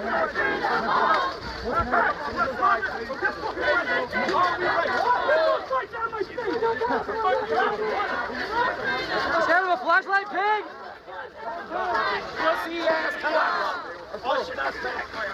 So while street theater gets cleared out in Newark, the administration is scaling up, not backing off. Next stop, New York, where reports say Trump wants to flood the city with more ICE agents. Daily Mail. Trump plans to flood New York with more ICE agents than you've ever seen in migrant crackdown. So the planned New York surge fits the bigger mission: more agents, more enforcement, fewer excuses. In Salt Lake City, you'll see what looks like up close. ICE arresting an illegal alien who ignored a deportation order for 18 years. ICE yanking this illegal from El Salvador out of Salt Lake City Airport. She snuck back in 2007 and ignored a deportation for 18 years, had a work permit, claimed asylum, but never bothered fixing her status. Choices have consequences. Deportations are back under President Trump. No! No! My daddy! Help me! Help me! I don't know how to let it quit. I have my payment. Help me, please! My daddy! He's a human being! My daddy!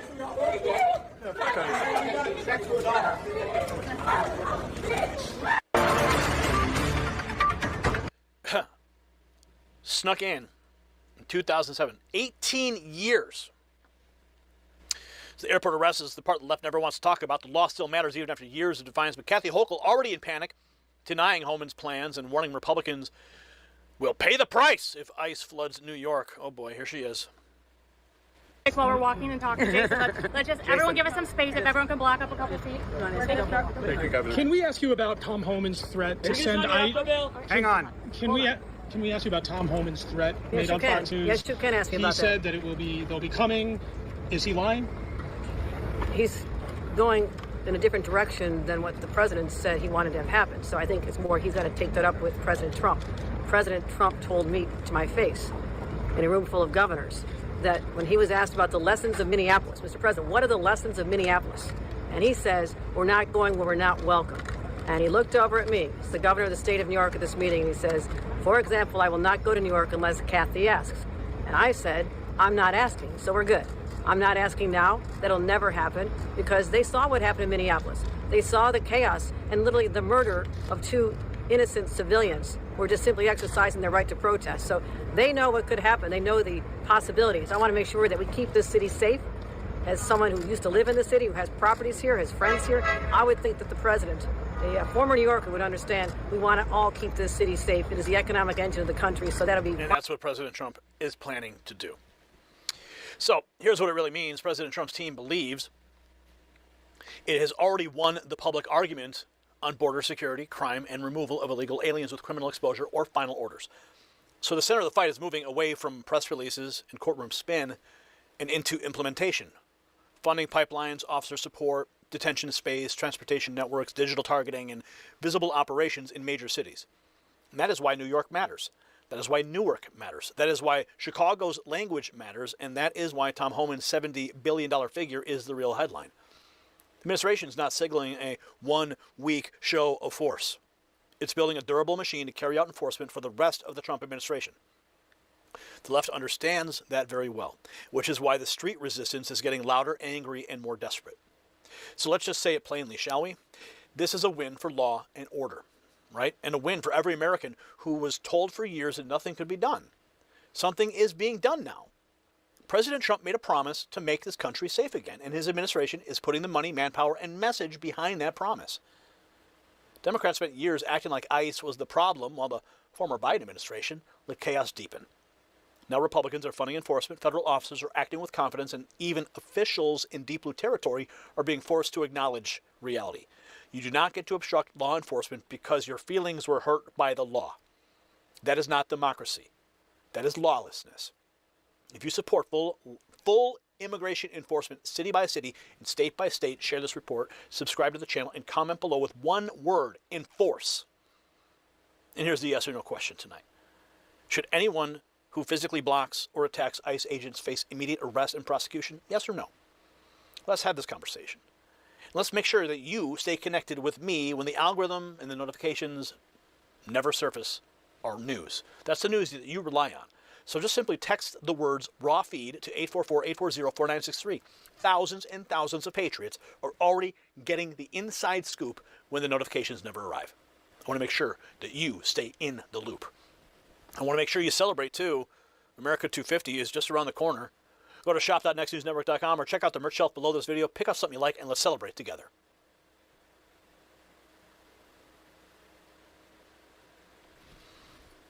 All right.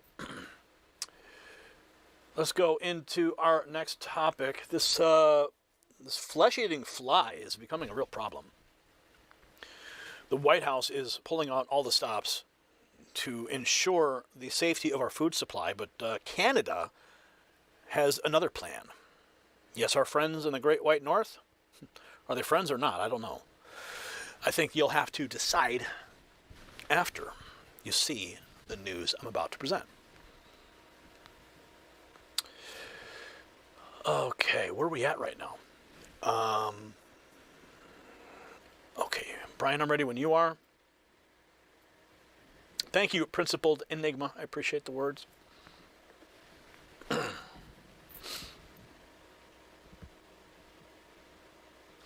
This is no longer just a ranch story out of Texas. This is now a test of whether North America can stop a flesh-eating livestock parasite before it hits trade, supply chains, and your grocery bill. Reuters is reporting more U.S. cases.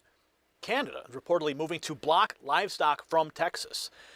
And while the media fixates on the gross factor, the real issue is whether the system that once wiped out this thing can still move fast enough to protect American agriculture. The parasite is bad, but the economic fallout could be even worse. And the question now is very simple. Can it be pushed back before the damage spreads? And here's why this matters. Governor Greg Abbott made a very important point. This is a food production issue, not a food safety issue. In plain English, the concern is not that Americans are about to sit down and eat an unsafe piece of steak. The concern is livestock losses, disruptions to ranchers, export pressure, and the possibility that trading partners start reacting before eradication efforts even catch up. And that is exactly why Canada's reported move matters so much. The moment another country starts restricting livestock, this stops being a local infestation and becomes an economic fight. And remember, Republicans are not sitting on their hands. The Trump administration is already moving with eradication tools, infrastructure, and cross-border coordination. And this is what serious government looks like. Identify the threat, protect producers, prevent panic, and act before a bad situation becomes a continental biosecurity failure.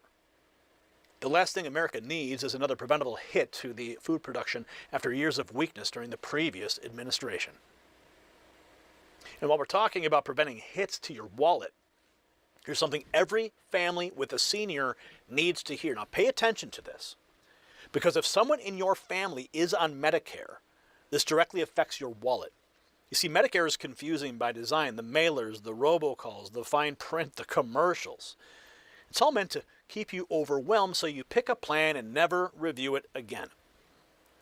That is the Medicare confusion industrial complex, and seniors are paying for it without even knowing it. Chapter is simple by design. One call, one advisor. They look at your doctors, your prescriptions, and your plan options, and help you compare what's actually best for you. Some people could save as much as $1,100 a year. Call Chapter. Look at the number on the screen. Pause the video. Write it down. 910-728-4109. And get real help from someone who will walk you through it carefully today. Now back to a story where speed, clarity, and competent action matter just as much. See, here's the part that should really get your attention.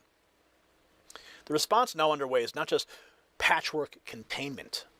Secretary Brooke Rollins says the Trump administration has already ramped up sterile fly production in Panama, outfitted a new facility in Mexico, and started building a major new facility in Texas capable of producing 4 million flies a week. 400 million.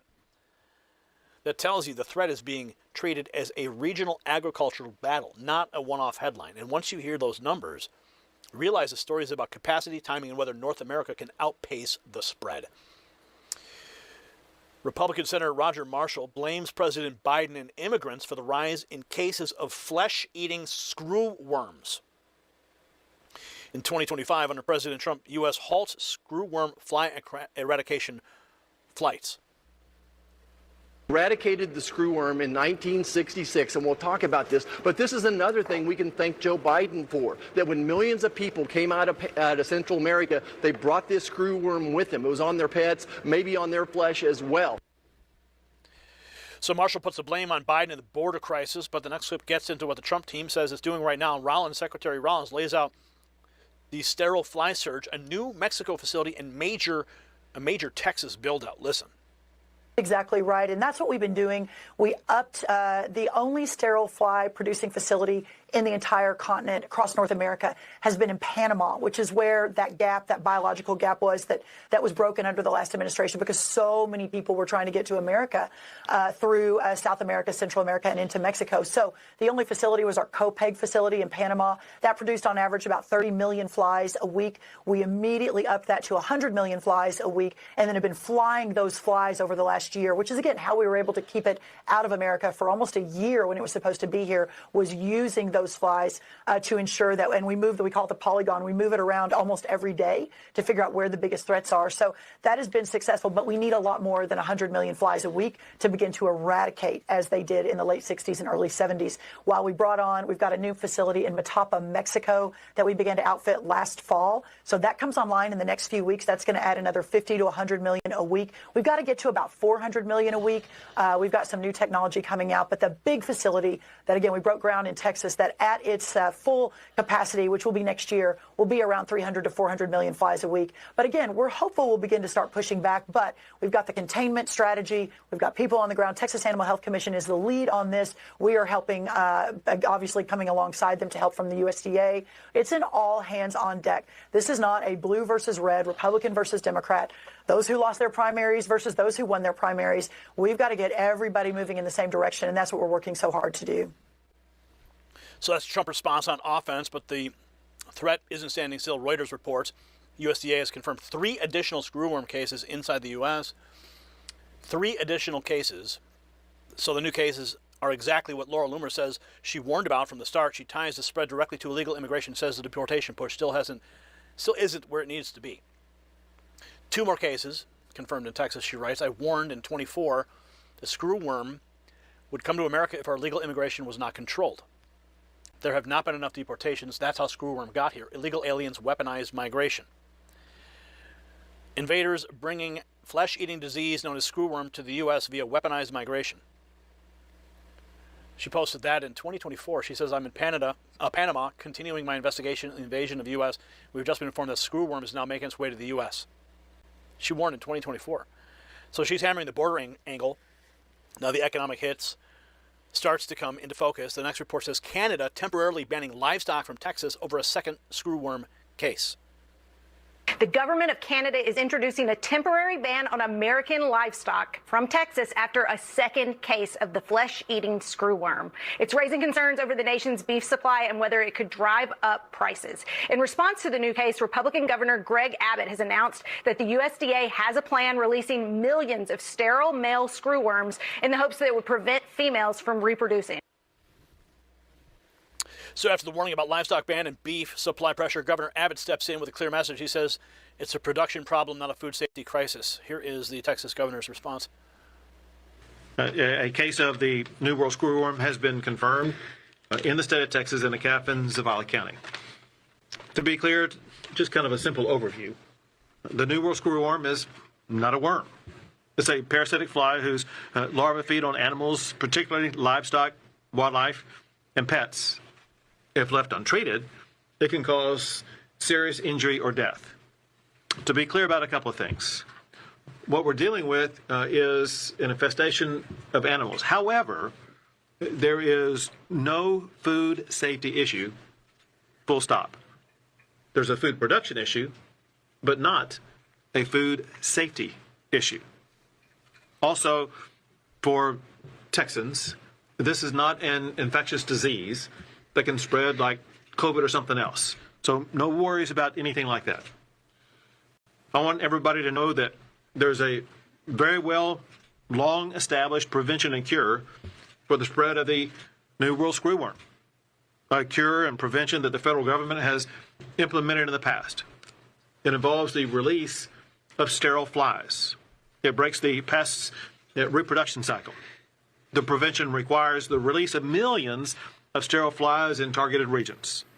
The USDA is now importing and dispersing those flies into South Texas, and the USDA is also constructing a new sterile screwworm production facility in Edinburgh.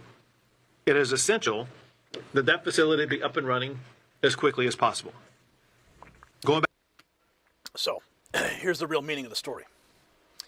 The fight is no longer about one infected animal or even 3 additional cases. The fight is whether the United States and its neighbors can reassert biosecurity control before markets react harder than the parasite spreads. That's why Abbott's distinction matters. That's why Canada's reported restriction matters.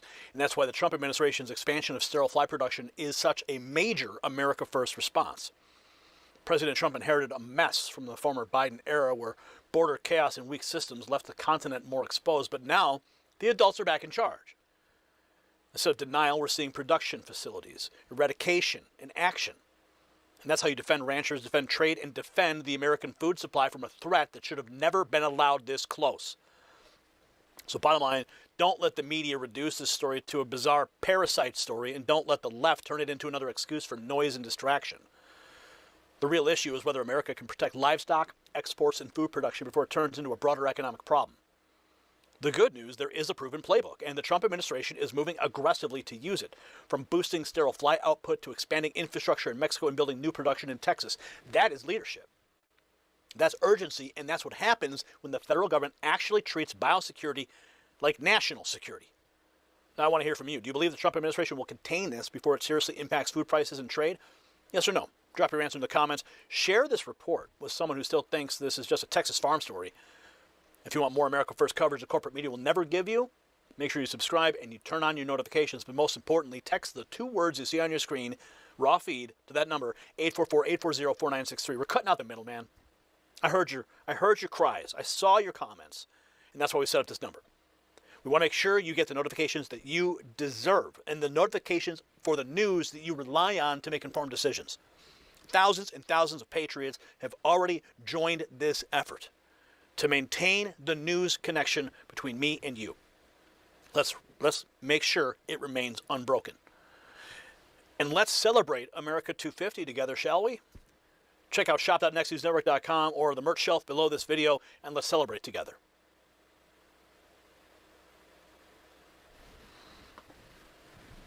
All right, folks, that's a wrap tonight. Thank you for joining us. Another amazing show. Lots of news, lots of ground we covered. First, we discussed President Trump's big move, which did include what was going on with the screw worm. Such a disgusting story, but it is a real threat. President Trump is on it, and of course, President Trump at the Knicks game tonight. And then we talked about what is going on in the South Carolina governor's race primary. Alan Wilson is pulling ahead, so make sure you get out. If you're in South Carolina, get out and vote.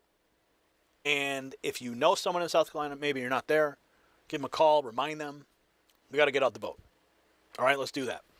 And then, of course, the California fraud and President Trump walking off the set with Kristen Welker after she tried to throw him all kinds of disinformation regarding the election theft. And then, of course, the news out of Iran, the ceasefire, the citizenship crackdown exposed, the left just losing their mind. New York City, about to find out what happens. The ICE surge is coming. Canada blocking Texas, the screw worm, and so much more. So I'm so thankful that you joined us and you trust us to be your news source. I couldn't do it without you guys. You guys make this show possible. Make sure you follow Next News on X. Make sure you follow Trump Daily Post, our streaming partner, on X as well. Make sure you subscribe to our YouTube channel. You join our SMS alert system. Follow us on Rumble, Kick. Share the reports when they drop, whether it's on X, whether it's on YouTube. Copy the link, send it out through text message. That's really the most effective means to communicate because a text message comes from a trusted source. We're your trusted source. When those text messages come through that I send to you, just forward it. Forward it to everybody you know. It helps expand our reach, bypassing all the algorithmic suppression. Or if you find a segment of this broadcast that you enjoyed, look for it on our YouTube channel when it's published. Share the YouTube link. Help us grow this movement because we really are up against a lot. With the midterms approaching, there is serious algorithmic manipulation that is happening. And the only way we can win is through you. You're our secret weapon. Don't tell anybody. I love you guys. We'll see you tomorrow.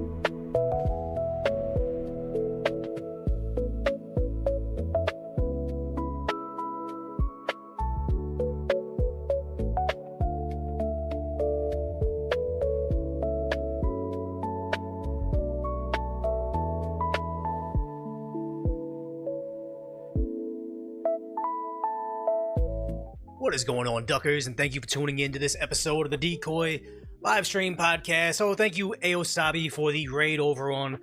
Which platform is that? I can't tell. What's up, Super RJ and Troglodyte? I know you guys are big, long-time supporters over on Twitch, and so a lot of people over on YouTube as well. I feel like that's where we get the most of our people. Actually, on the lights. There you go. And then, what is it? Someone said, time to consume slop? I mean, I hope this content isn't just slop on the internet. I mean, I take pride in the idea that a lot of people had their primary channels just like cranking out content as quickly as possible, and Decoy or Decoy Voice, that one, you know, we take some time to make some good stuff. Like, what was the this video we just put out, the Trump finally caught him? That was a good, well put together video that has the opportunity that if anybody is just a casual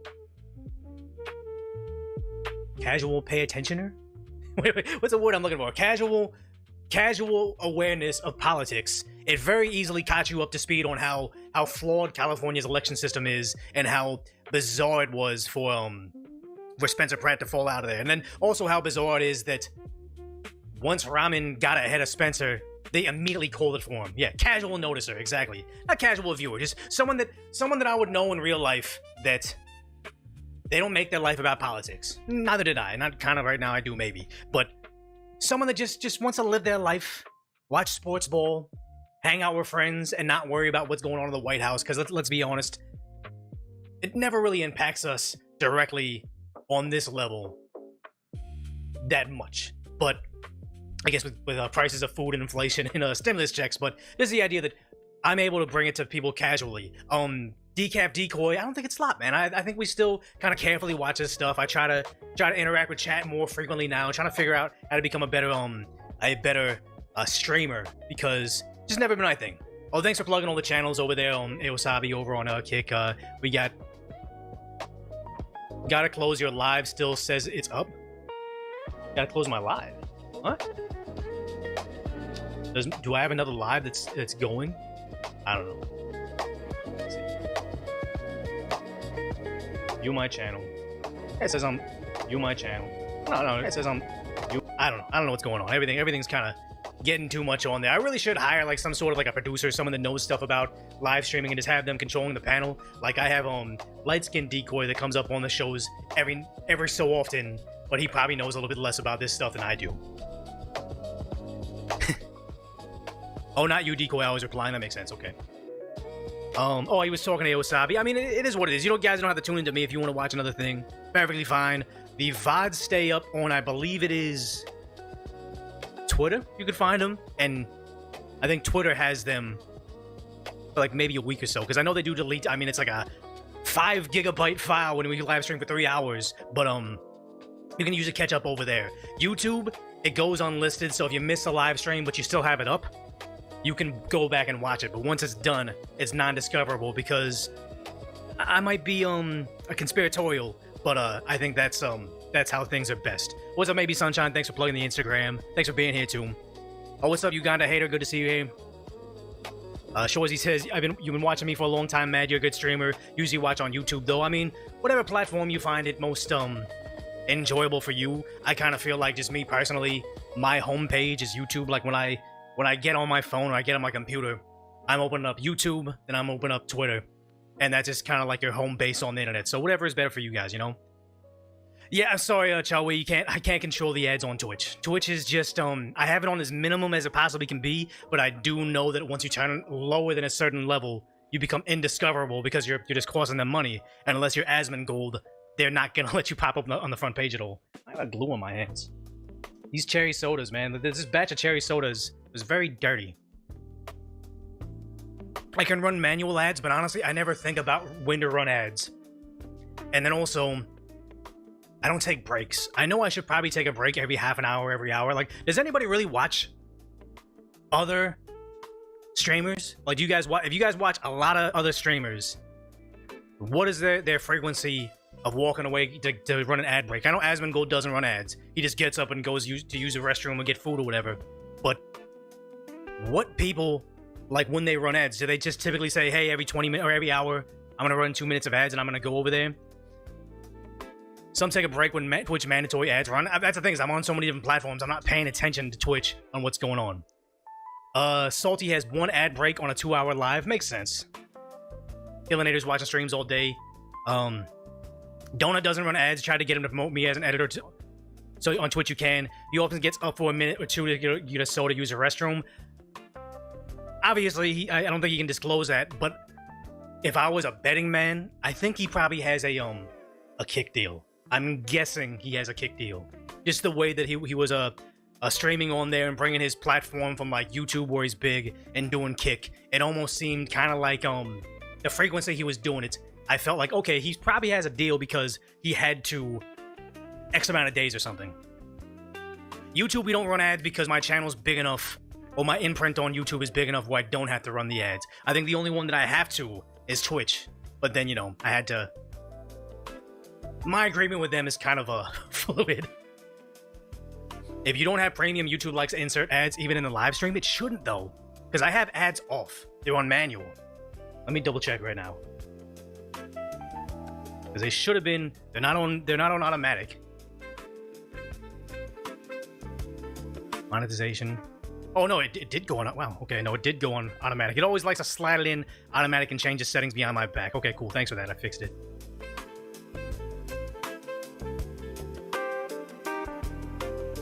You say, could always read an ad for one of those brands every 10 minutes. I mean, I'll be completely transparent with you guys.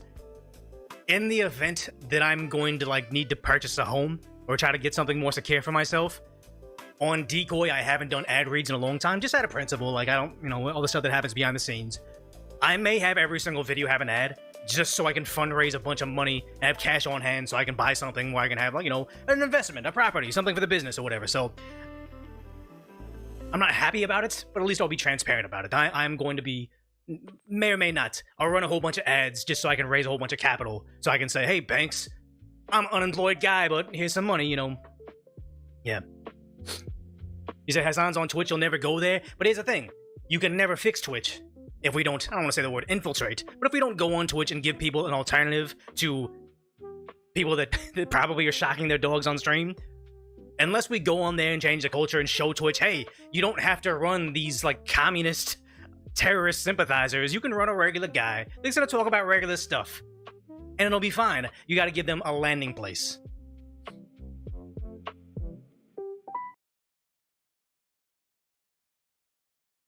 If you have Twitch Turbo, you don't have ads, but you have a sub for that. I think somebody gifted me Twitch Turbo, which is kind of cool.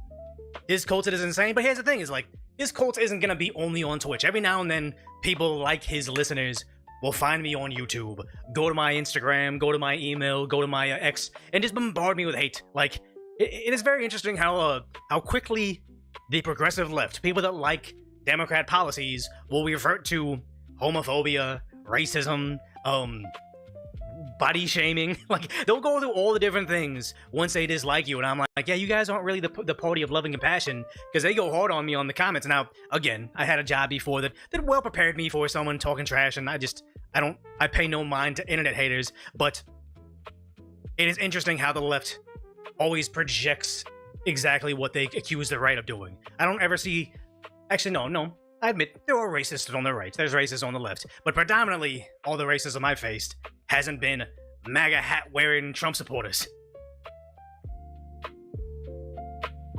You're here because how much Asmund Gold and Nux talk about you, Ola, brother, appreciate that. I don't think, I've seen Tectone cover me, but I haven't seen Nux or Asmund Gold cover my videos. But again, I'm trying to have the perfect balance of doing market research, what do streamers that are entertaining do, and also not watching all their content, because when you watch too much of their content, their takes will get into your brain, and their takes become your takes, and it's like, okay, why watch the recycled version of the better streamer? Ethnocentrism is natural, and I saw something interesting about that, where it's like, the reason that, like, we are ethnocentric or xenophobic or whatever is built into your DNA, because if you think about, like, the Native Americans, the first time they saw the white man floating over on the Mayflower, something about, like, the uncanny valley or whatever, it's like, hey, they look like us, but they're slightly different.